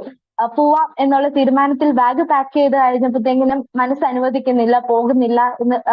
ശരിക്കും പറഞ്ഞാൽ കരഞ്ഞ് നിലവിളിച്ച് ദൈവസന്നിധിയിൽ കണ്ണുനീരൊഴുക്കി കഴിഞ്ഞിരുന്ന ദിവസങ്ങളായിരുന്നു. ഞാനപ്പം കർത്താവിനോട് ചോദ്യം ചോദിച്ചിട്ടുണ്ട്, ദൈവമേ, കർത്താവിന് വേണ്ടി ഇത്രയും നിന്നിട്ട്, ഇത്രയും പ്രാർത്ഥിച്ചിട്ട്, ഇത്രയും ഒക്കെ ദൈവത്തിന് വേണ്ടി നിന്നിട്ട് എന്റെ ജീവിതത്തിൽ മാത്രം എന്തോ ഇങ്ങനെ, കർത്താവ് എന്നെ സ്നേഹിക്കാത്തത് കൊണ്ടാണോ? ഇതുവരെ ദൈവം എന്നോട് സംസാരിച്ച്, ഇതുവരെ ദൈവം എന്നെ കാണിച്ചു തന്നു, ദൈവം എന്നെ നടത്തി, എനിക്ക് എന്റെ മനസ്സിന് ഒട്ടും സന്തോഷം തോന്നുന്നില്ല. ദൈവം എന്നെ നഴ്സിംഗിന് വിടാനാണോ കർത്താവ് ഉദ്ദേശിക്കുന്നത്? പക്ഷെങ്കില് കർത്താവ് അന്ന് വെളിപ്പെടുത്തി തന്നു, അല്ല, നീ നഴ്സിംഗിന് പോവണ്ട. വീണ്ടും ഞാൻ കണ്ട ദർശനം തന്നെ ഞാൻ വീണ്ടും കണ്ടു. അപ്പൊ ഞാൻ വീട്ടിൽ പറഞ്ഞു, ഇല്ല, എനിക്ക് നഴ്സിംഗിന് പോവണ്ട, ഞാൻ നഴ്സിംഗിന് പോവത്തില്ല. ഞാൻ പാക്ക് ചെയ്ത് ഫുൾ പാക്കേജ് അങ്ങനെ തന്നെ ഇരുന്നു. ഞാൻ നഴ്സിംഗിന് പോകത്തില്ല എന്ന തീരുമാനം എടുത്തു. ഉറച്ചൊരു തീരുമാനം തന്നെ എടുത്തു. അപ്പം അത് ഫാമിലിക്ക് അക്സെപ്റ്റ് ചെയ്യാൻ പറ്റുന്നുണ്ടായിരുന്നില്ല. കാരണം ഏറ്റവും സ്കോപ്പുള്ള ഫീൽഡാണ്. ഫാമിലി രക്ഷപ്പെടും, എല്ലാ കാര്യങ്ങളും ശരിയാവും. ഓൾമോസ്റ്റ് ദേവദാസന്മാരുടെ മക്കളൊക്കെ നഴ്സിംഗിനാണ് പോകുന്നത്. അപ്പം അങ്ങനെ പോയാൽ മതി എന്നുള്ള ഒരു ചിന്തയൊക്കെ ആയി. പക്ഷെ എന്റെ മനസ്സ് അതിന് അനുവദിക്കാഞ്ഞത് കൊണ്ട് ഞാൻ അങ്ങനെ ഒരു കാര്യം ചെയ്തില്ല. അപ്പോഴും എന്റെ മാതാവായിരുന്നു എനിക്ക് ഫുൾ സപ്പോർട്ട് ആയിട്ടുണ്ടായിരുന്നെ. മോന് പോവണ്ടാന്നുണ്ടെങ്കിൽ എന്നാ പിന്നെ മോൻ പോവണ്ട, നമുക്ക് വേറെ എന്തെങ്കിലും ചെയ്യാം എന്ന് പറഞ്ഞ് പിന്നെ ഞാൻ എൻട്രൻസ് കോച്ചിങ്ങിന് അഡ്മിഷൻ എടുക്കുക. കോട്ടയം ദർശനയിലായിരുന്നു ഞാൻ അഡ്മിഷൻ എടുത്തിട്ടുണ്ടായിരുന്നെ. അപ്പം എന്റെ ചർച്ചിലുണ്ടായിരുന്ന ഒരു കുഞ്ഞ് നഴ്സിംഗ് പഠിക്കാൻ അവിടെ തന്നെ ആൽവാസ് കോളേജിൽ തന്നെ അവള് ജോയിൻ ചെയ്തു. ഏകദേശം 7-8 മാസത്തോളം അറ്റൻഡൻസ് അവർ എന്റെ പേരും വിളിക്കുമായിരുന്നു. ഞാൻ അവിടെ അഡ്മിഷൻ എടുത്തത് കൊണ്ട് അറ്റൻഡൻസിൽ എന്റെ പേരും വിളിക്കായിരുന്നു. അത്രയും സമയം വേണമെങ്കിൽ എനിക്ക് തിരിച്ചു പോയ അഡ്മിഷൻ കിട്ടുമായിരുന്നു. പക്ഷെ മനസ്സ് അനുവദിക്കാഞ്ഞത് കൊണ്ട്, ദൈവം എന്നോട് വ്യക്തമായിട്ടൊന്ന് ഇടപെടാഞ്ഞത് കൊണ്ട് ഞാൻ ആ ഫീൽഡ് തെരഞ്ഞെടുത്തില്ല. അപ്പോഴും മമ്മി പറഞ്ഞു, നിന്റെ മേൽ ഒരു വാഗ്ദത്തമുണ്ട്, ഇന്ത്യയിൽ ഏറ്റവും ഡ്യൂറേഷൻ കൂടിയ കോഴ്സ് നീ പഠിക്കത്തുള്ളൂ, നഴ്സിംഗ് 4 വർഷമല്ലേ ഉള്ളൂ, 4 വർഷത്തിൽ കൂടുതലുള്ള ഒരുപാട് കോഴ്സസ് ഉണ്ട്, നീ അതേ പഠിക്കത്തുള്ളൂ. അന്ന് ഫാംഡിനെ പറ്റി ഞങ്ങൾക്ക് വലിയ അറിവോ കാര്യങ്ങളോ ഒന്നുമില്ല. അപ്പം ഇങ്ങനെ പറഞ്ഞതിന്റെ പേരിൽ ഞാൻ ദർശനയിൽ പോയി എൻട്രൻസിന് വേണ്ടിയിട്ട് അഡ്മിഷൻ എടുത്തു. ഇനീഷ്യൽ പേയ്മെന്റ് എനിക്ക് മൊത്തം ഫീസ് ആവുന്നത് 35,000 രൂപയായിരുന്നു. പിന്നെ ഹോസ്റ്റൽ വരുന്നുണ്ട്, ഹോസ്റ്റലിന്റെ ഫീസ് വരുന്നുണ്ട്. അപ്പം അപ്പോഴും ഞങ്ങളുടെ കയ്യിൽ 5,000 രൂപ എടുക്കാനുള്ളൂ. പപ്പ അവിടെ ചെന്ന് അവിടുത്തെ മാനേജറിന്റെ അടുത്ത് സംസാരിച്ചോ പറഞ്ഞു 5,000 രൂപ തന്നാ മതി, ബാക്കിയുള്ള പൈസ പിന്നീട് പതുക്കെ ആയിട്ട് തന്നു തീർത്താ മതി എന്ന് പറഞ്ഞു. അപ്പോഴും പപ്പയ്ക്ക് ഇത് എങ്ങനെ ചെയ്യും എന്നുള്ള ഒരു കൺഫ്യൂഷൻ ഉണ്ടായിരുന്നു. കാരണം ഒരു സുശേഷയില് നിൽക്കുന്നത് കൊണ്ട് അത്രയും ഒരു എമൗണ്ട് ഞങ്ങളുടെ കയ്യിൽ എടുക്കാനില്ല. ശരിക്കും പറഞ്ഞാൽ ഇനി കുഞ്ഞുങ്ങളെ എങ്ങനെ പഠിപ്പിക്കും? അവിടെ തൊട്ട് 2 പെൺകുഞ്ഞുങ്ങളായതിന്റെ പഴിയുടെ എണ്ണം കൂടുവാൻ തുടങ്ങി. ബന്ധുക്കളിൽ നിന്ന്, സഹോദരങ്ങളിൽ നിന്ന്, ഈവൻ ചർച്ചിനകത്ത് നിന്ന് തന്നെ പ്രതികൂലങ്ങൾ ഉയരാൻ തുടങ്ങി. എന്തുകൊണ്ട് നഴ്സിംഗിന് പോയില്ല? അതിനെക്കാട്ടി വലിയ കാര്യം ചെയ്യാൻ പോയതുകൊണ്ടല്ലേ ഇങ്ങനെ ഒരു സ്ട്രഗ്ലിംഗ് ഉണ്ടാവുന്നേ? ആരുടെയും മുൻപിൽ കൈനീട്ടാൻ പറ്റാത്ത ഒരവസ്ഥ ജീവിതത്തിനകത്ത്. ശരിക്കും കർത്താവേ, ഇത് തന്നെയാണോ വഴി എന്ന് ചോദിച്ചു പോയൊരു സന്ദർഭമായിരുന്നു. അന്ന് എന്നെ ചേർക്കാൻ ഒരു 30,000 രൂപ എന്റെ പേരൻസിന്റെ കയ്യിൽ എടുക്കാനില്ലായിരുന്നു. പക്ഷെ ഞാൻ എന്റെ കോഴ്സ് കംപ്ലീറ്റ് ചെയ്ത് പുറത്തിറങ്ങുമ്പോൾ ഏകദേശം 35 ലക്ഷത്തിൽ മുകളിൽ രൂപയായി. 1 രൂപ പോലും കടം വരുത്താനോ എന്റെ കുഞ്ഞിന് ഫീസ് അടയ്ക്കണം എന്ന് പറഞ്ഞ് ദൈവസന്നിധിയിൽ ഒരാളോട് പോലും കടം ചോദിക്കാനോ എന്റെ അമ്മേനെയോ കർത്താവ് സമ്മതിച്ചില്ല.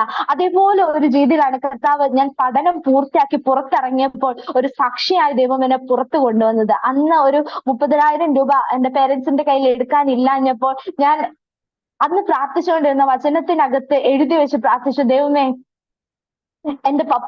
എന്റെ പപ്പയും മമ്മിയും ഇനിയും എന്റെ പേരില് ഒരാളോട് കടം ചോദിക്കാൻ ഇടയാവരുത്. എന്റെ കുഞ്ഞിന് വിദ്യാഭ്യാസം ചെയ്യണം എന്നുള്ള ഒരു പേരില് ഒരാളോട് പോലും കടം ചോദിക്കാൻ ഇടയാവരുതേ എന്ന് എഴുതി വെച്ച് കർത്താവിന്റെ സന്നിധിയിൽ രാപകലുകളില്ലാതെ പ്രാർത്ഥിച്ചു തുടങ്ങി. എൻട്രൻസ് എക്സാം കഴിഞ്ഞു. ഞാൻ ഫാംഡിക്ക് ജോയിൻ ചെയ്തതായ ആ സമയത്ത് വളരെ സ്ട്രഗ്ലിംഗ്. വീണ്ടും കഴിഞ്ഞിട്ടില്ല. വീണ്ടും സ്ട്രഗ്ലിംഗ് പീരീഡ് തുടങ്ങി. എന്റെ ഒരു വർഷം എൻട്രൻസ് കോച്ചിങ് ചെയ്ത ഒരു വർഷം കഴിഞ്ഞപ്പോൾ എന്റെ സെയിം ഏജിലുള്ള ആൾക്കാര് അവരുടെ കോളേജ് ലൈഫില് ഒരു വർഷം കംപ്ലീറ്റ് ചെയ്തു.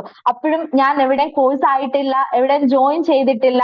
വീണ്ടും പഴികളും നിന്ദകളും കേൾക്കാൻ തുടങ്ങി. എന്റെ മാതാവ് ഒരുപാട് സഹിച്ചു. മമ്മിയുടെ അടുത്തായിരുന്നു അത്യാവശ്യം ആളുകളൊക്കെ ചോദിച്ചു തുടങ്ങി, എന്തിനാ ഇങ്ങനെ നിൽക്കുന്നേ? എന്തിനാ കുഞ്ഞിനെ എന്തിനാ പെൺപിള്ളേരെ പെൺപിള്ളേരെ പഠിപ്പിച്ചത് കൊണ്ട് നിങ്ങൾക്ക് എന്ത് പ്രയോജനമാണ് ഉണ്ടാവുന്നത് എന്നുള്ള ഒരു ക്വസ്റ്റ്യൻ ഉയരാൻ തുടങ്ങി. നിങ്ങൾക്ക് 2 പെൺപിള്ളേരില്ലേ?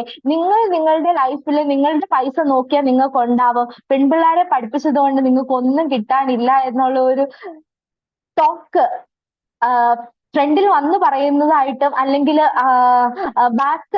ബാക്കിലായിട്ടും ആൾക്കാർ പറഞ്ഞു തുടങ്ങി. ശരിക്കും പറഞ്ഞാൽ ജീവിതത്തിൽ ഒറ്റപ്പെട്ടതായ അവസ്ഥ, എന്ത് ചെയ്യണമെന്ന് അറിയത്തില്ല, എവിടെ പോകണം, എങ്ങനെ ചെയ്യണം ഒന്നും അറിയത്തില്ല. പക്ഷെ അന്ന് കർത്താവ് ഒരു ദിവസം എന്റെ മമ്മി ഒരു പ്രാർത്ഥനയ്ക്ക് പോയതായ സമയത്ത് മമ്മിക്ക് ആ ഒരു ടൈമിൽ എന്റെ +2 ലൈഫ് കഴിഞ്ഞ സമയത്ത് മമ്മിക്ക് അലർജിക് ഇൻഫെക്ഷൻ കൂടിയിട്ട് മമ്മിയുടെ ശരീരം മുഴുവൻ തളർന്ന് ഏകദേശം 3 മാസത്തോളം ഹോസ്പിറ്റലൈസ്ഡ് ആയിരുന്നു. മമ്മിക്ക് ഒന്നും ചെയ്യാൻ പറ്റത്തില്ല. ശരീരം മുഴുവൻ നീര് വെച്ച് മമ്മിക്ക് എണീക്കാനോ നിൽക്കാനോ ഇരിക്കാനോ വയ്യാത്ത ഒരവസ്ഥയിൽ 3 മാസം കണ്ടിന്യൂസ് ഹോസ്പിറ്റൽ ട്രീറ്റ്മെന്റിലായിരുന്നു.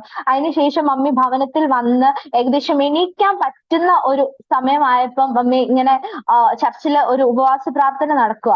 അങ്ങനെ ഏറ്റവും പുറകില് സീറ്റിട്ട് മമ്മി അവിടെ പോയി ഇരുന്നതായ സമയത്ത് അന്ന് വന്ന ദേവദാസൻ മമ്മിയുടെ ഒരു ആലോചന പറഞ്ഞു. മമ്മി വിദേശത്ത് പോകും. അന്ന് പാസ്പോർട്ട് പോലും മമ്മി എടുത്തിട്ടില്ല. മമ്മി വിദേശത്ത് പോകും. ആ വിദേശത്ത് നിന്ന് ലഭിക്കുന്ന പണം കൊണ്ട് മക്കളെ പഠിപ്പിക്കും എന്നുള്ള ഒരു വാഗ്ദത്തം കേട്ടു. ശരിക്കും പറഞ്ഞാൽ എണീറ്റ് പോലും നിൽക്കാൻ പറ്റാത്ത ഒരാള് അതിന്റെ ഏറ്റവും ചെയർ ഇട്ടേക്കുന്ന ഏറ്റവും ബാക്കിൽ പോയിരുന്ന ദൈവവചനം കേൾക്കുക. അപ്പൊ ശരിക്കും പറഞ്ഞാൽ മമ്മി അന്ന് എന്നോട് പറഞ്ഞൊരു കാര്യമുണ്ട്. സാറയ്ക്ക് മകനെ കൊടുക്കും, 90ാമത്തെ വയസ്സിൽ മകനെ കൊടുക്കും എന്ന് പറഞ്ഞപ്പോ സാറ ചിരിച്ചതുപോലെ അന്ന് ശരിക്കും പറഞ്ഞ മമ്മിക്ക് ചിരിയായിരുന്നു വന്നേ. ഇത് കള്ളത്തരമായിരിക്കും, ദൈവത്തിന്റെ പരിശുദ്ധാത്മാവ് ഇങ്ങനൊക്കെ സംസാരിക്കുമോ, എനിക്ക് വയ്യാന്ന് ദൈവത്തിന് അറിയാം, എന്റെ ലൈഫ് എന്റെ സിറ്റുവേഷൻസ് ദൈവത്തിന് അറിയാം, എനിക്ക് പുറത്തു പോകണമെന്നൊരു ആഗ്രഹം പോലും ഇല്ല, പിന്നെ ഇതെങ്ങനെ സംഭവിക്കും എന്നുള്ള ഒരു ശരിക്കും പറഞ്ഞാൽ മമ്മിയുടെ ജീവിതത്തിനകത്ത് സാറ ചിരിച്ചതുപോലെ ഒരു ചിരിയായിരുന്നു ഉണ്ടാക്കിയേ. പക്ഷെങ്കിൽ ആ ചിരിയെ മാറ്റി കർത്താവ് മമ്മീനെ വിദേശത്ത് അയച്ചു. ആ വിദേശത്ത് നിന്ന് ലഭിച്ച പണം കൊണ്ട് ഞങ്ങളുടെ രണ്ടുപേരും വിദ്യാഭ്യാസം പൂർത്തിയാക്കുവാൻ ദൈവം ഇടയാക്കി തീർത്തു. Price the Lord, hallelujah. അന്ന് കിടക്കയിൽ നിന്ന് എഴുന്നേൽക്കാൻ വയ്യാഞ്ഞ മമ്മി ഏകദേശം 6 വർഷത്തോളം സൗദി എന്ന രാജ്യത്ത് മിനിസ്ട്രിയിൽ വർക്ക് ചെയ്യുവാൻ മമ്മിക്ക് ദൈവം ഭാഗ്യം കൊടുത്തു. അവിടെ പലവിധമായ കഷ്ടങ്ങളും പ്രതിസന്ധികളും ജീവിതത്തിനകത്ത് ആഞ്ഞടിച്ചു. പക്ഷെ വീണു പോകാനോ തളർന്നു പോകാനോ കർത്താവ് സമ്മതിച്ചില്ല. എങ്ങനെ കർത്താവ് വാഗ്ദത്തം പറഞ്ഞോ ആ വാഗ്ദത്തത്തിനകത്ത് നിന്ന് കർത്താവ് അങ്ങോട്ടോ ഇങ്ങോട്ടോ വ്യതിചലിക്കത്തില്ലെന്ന് ഞങ്ങൾക്ക് ഞങ്ങളുടെ ജീവിതം കൊണ്ട് സാക്ഷ്യം പറയത്തക്ക രീതിയിൽ ദേശത്ത് ദൈവം ഞങ്ങളെ നിർത്തുവാൻ ഇടയാക്കി തീർന്നു. Price the Lord. അങ്ങനെ ഞാൻ എന്റെ ഫസ്റ്റ് ഇയർ വിദ്യാഭ്യാസത്തിലേക്ക് കടക്കുകയാണ്. അപ്പം ഇനിഷ്യലി കോളേജ് ഫീസ് അടയ്ക്കാൻ വേണ്ടിയിട്ട് ഒരു 1 ലക്ഷം രൂപയുടെ ആവശ്യമുണ്ട്. 1 ലക്ഷം അല്ല, അതിൽ കൂടുതൽ പൈസയുടെ ആവശ്യമുണ്ട്. ഒരു 50,000 രൂപ ഇനിഷ്യലി അടയ്ക്കണം. പിന്നെ കോളേജ് ചെന്നതിന് ശേഷം ഒരു 20,000 സംതിങ് രൂപ അടയ്ക്കണമായിരുന്നു. പിന്നെ ഹോസ്റ്റൽ ഫീസ്, അങ്ങനെ ഇനിഷ്യലി കുറച്ച് എമൗണ്ടിന്റെ ആവശ്യം ഞങ്ങളുടെ കയ്യിലുണ്ട്. ഫസ്റ്റ് വീക്കില് ഞങ്ങൾ ട്രെയിൻ ബുക്ക് ചെയ്തു. എന്നിട്ട് ഞാൻ ബാഗ് എല്ലാം പാക്ക് ചെയ്തു. എക്സ്ട്രാ ഒരു ഡ്രസ്സും കൂടി വാങ്ങിച്ചു തരാൻ എന്റെ അപ്പാടെ മമ്മിയുടെയും കയ്യിൽ പൈസ ഇല്ലാതിരിക്കുന്ന ഒരു അവസ്ഥയാണ്. പക്ഷെ തിരിച്ചൊരു വാക്കുപോലും ചോദിക്കാതെ അത് അങ്ങനെ അക്സെപ്റ്റ് ചെയ്ത് എനിക്കുള്ള ഡ്രസ്സൊക്കെ തേച്ച് എടുത്തു വെച്ച് ഞാൻ ബാഗ് പാക്ക് ചെയ്ത് ഹാളിൽ ഇങ്ങനെ വെച്ചിട്ടിരിക്കുക. അപ്പം വരുന്ന ആൾക്കാരൊക്കെ വിസിറ്റിങ്ങിന് വരുന്ന ആൾക്കാരൊക്കെ ഈ ബാഗ് കാണുമ്പോൾ ചോദിക്കും, ഇതുവരെ അഡ്മിഷൻ ഒന്നും ആയില്ലല്ലയോ, ഇതുവരെ കുഞ്ഞിനെങ്ങും പോവാറായില്ലല്ലയോ. പക്ഷെ ഈ പാക്ക് ചെയ്ത് വെച്ച ബാഗിനെ കെട്ടിപ്പിടിഞ്ഞ് കരുതാത്ത അവസ്ഥകൾ എന്റെ ജീവിതത്തിൽ ഉണ്ടായിരുന്നു. എനിക്കിനി പോകാൻ പറ്റത്തില്ലേ കർത്താവേ എന്ന് ചോദിച്ച് നിലവിളിച്ചതായ അവസ്ഥകൾ ഉണ്ടായിരുന്നു. പക്ഷെ ആ നിലവിളിക്കെല്ലാം മറുപടി എന്നോണം ജീവിതത്തിനകത്ത് ദൈവം അത്ഭുതം പ്രവർത്തിച്ചു. Price the Lord. അന്ന് ഒരാഴ്ച ഞാൻ ബാഗ് പാക്ക് ചെയ്തു. തേഴ്സ്ഡേയിലായിരുന്നു ട്രെയിൻ ഞാൻ പഠിക്കുന്ന സ്ഥലത്തേക്കുള്ളത്, ഒറ്റ ട്രെയിൻ ആയിട്ടുള്ളത്. ഞങ്ങൾ ആദ്യത്തെ തവണ ട്രെയിൻ ബുക്ക് ചെയ്തു. അതിന്റെ തലേന്ന് വരെ ഞാൻ കർത്താവിന്റെ സന്നിധി ഇരുന്ന് പ്രാർത്ഥിച്ചു, ദൈവമേ എനിക്ക് പോകാനുള്ള പൈസ ഇതുവരെ റെഡി ആയിട്ടില്ല, 1 ലക്ഷത്തിൽ മുകളിൽ രൂപയുടെ ആവശ്യമുണ്ട്. എന്റെ പപ്പയുടെ മമ്മിയുടെയും കയ്യില് അങ്ങോട്ടൊരു എക്സ്പെൻസ്, ട്രാവലിംഗ് എക്സ്പെൻസ് പോലും എടുക്കാൻ അവരുടെ കയ്യിൽ പൈസ ഇല്ല. അപ്പം ഞാൻ ചിന്തിച്ചു, ഇത് എങ്ങനെ നടക്കും, ആരോടും ചോദിക്കാനില്ല, ഒന്നുമില്ല. അപ്പം കർത്താവിന്റെ സന്നിധി ഒത്തിരി കരഞ്ഞു. ബാഗ് പാക്ക് ചെയ്ത് വെച്ചിരുന്നു. ദൈവസന്നിധി കരയാൻ തുടങ്ങി. ആദ്യത്തെ വീക്ക് അങ്ങനെ കടന്നുപോയി. ട്രെയിൻ ടിക്കറ്റ് ബുക്ക് ചെയ്തു, ട്രെയിൻ ക്യാൻസൽ ആയി, ഫീസ് റെഡി ആവാഞ്ഞതുകൊണ്ട് പോവാൻ പറ്റിയില്ല.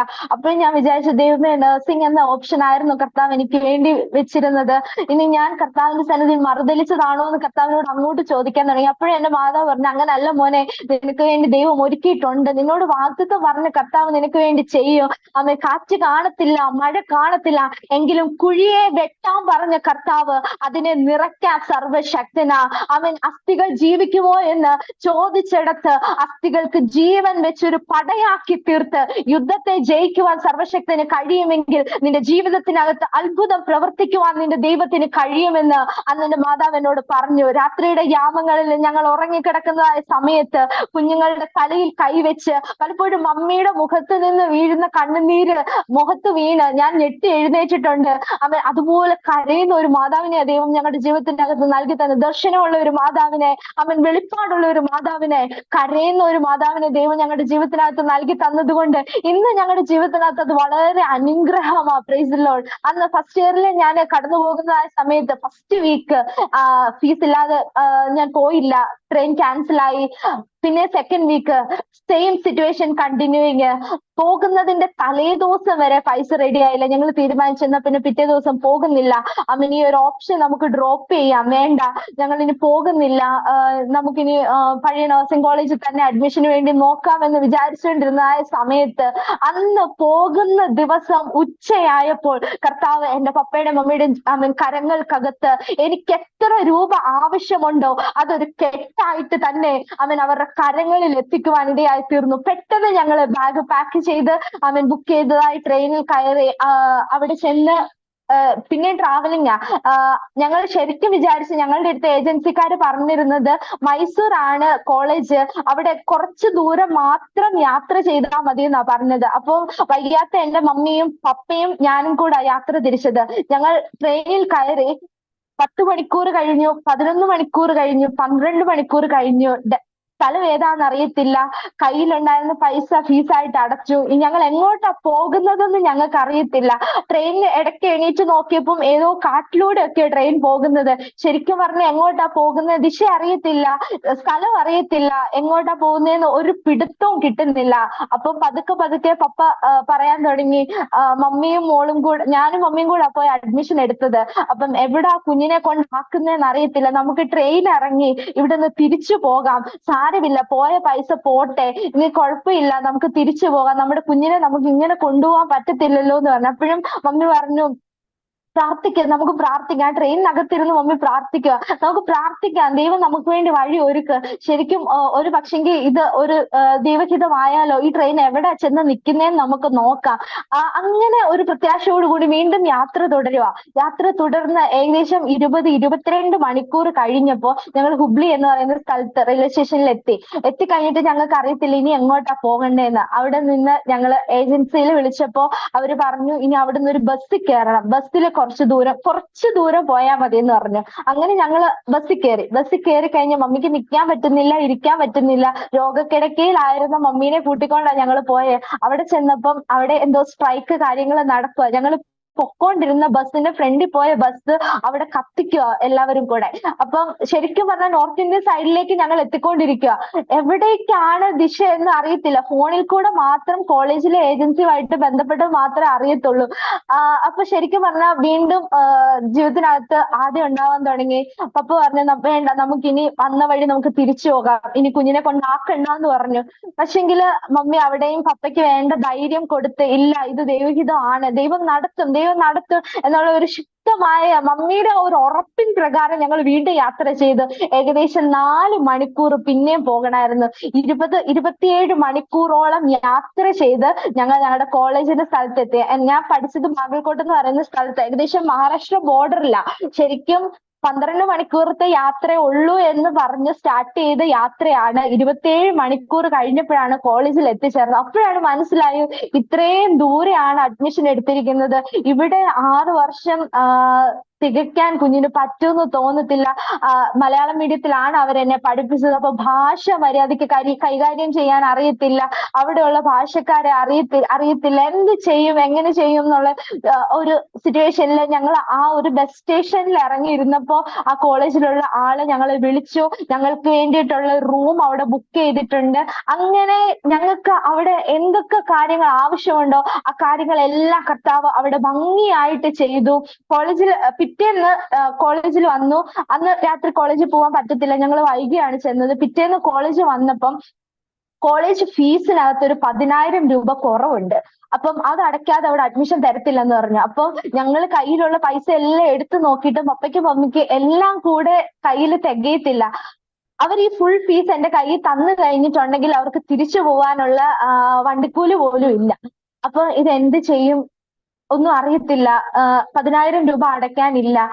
അപ്പം പപ്പയും മമ്മിയും ഭയങ്കരമായിട്ട് ഞാനും മമ്മിയും കൂടെ ആ കോളേജിന്റെ ഫ്രണ്ടിൽ നിന്ന് കരയാൻ തുടങ്ങി. ദൈവമേ, ഞങ്ങൾ ഇനി എന്നാ ചെയ്യും? ഇവിടെ വരെ കഷ്ടപ്പെട്ട് കടന്നു വന്നിട്ട് ഇനി ഇവിടുന്ന് ഇങ്ങനെ തിരിച്ചു പോവാനാണോ കർത്താവിന്റെ പ്ലാൻ എന്ന് ചോദിച്ചു അവിടെ കരഞ്ഞ രീതിയിൽ പെട്ടെന്ന് മമ്മിയുടെ ഫോണിൽ ഒരു കോൾ വന്നു. നിങ്ങൾ വിഷമിക്കണ്ട, നിങ്ങൾക്ക് വേണ്ടിയിട്ടുള്ള പൈസ കോളേജിലെ ഏജൻസിയിൽ നിന്ന് അവർ ഞങ്ങൾക്ക് ഇങ്ങോട്ട് ഇട്ട് തന്നിട്ട് പറഞ്ഞു, ഇത് നിങ്ങൾ കൊണ്ട് ഫീസ് അടയ്ക്ക്, ഇതിന്റെ കാര്യം ഒന്നും ഓർക്കണ്ട, ബാക്കിയുള്ളത് എങ്ങനെയെങ്കിലും നമുക്ക് ചെയ്യാമെന്ന് പറഞ്ഞ് അപ്പൊ തന്നെ ഫീസ് അടച്ച് അഡ്മിഷൻ എടുക്കാൻ ഇടയായി തീർന്നു.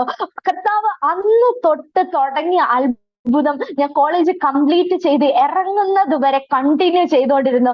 6 വർഷമല്ല 10 വർഷമല്ല, ജനിച്ച അന്ന് മുതൽ ഇപ്പൊ 26 ഇയേഴ്സ് ആയിട്ട് കർത്താവ് എന്നെ കണ്ണിന്റെ കൃഷ്ണവഴി പോലെ നടത്തിക്കൊണ്ടിരിക്കുക.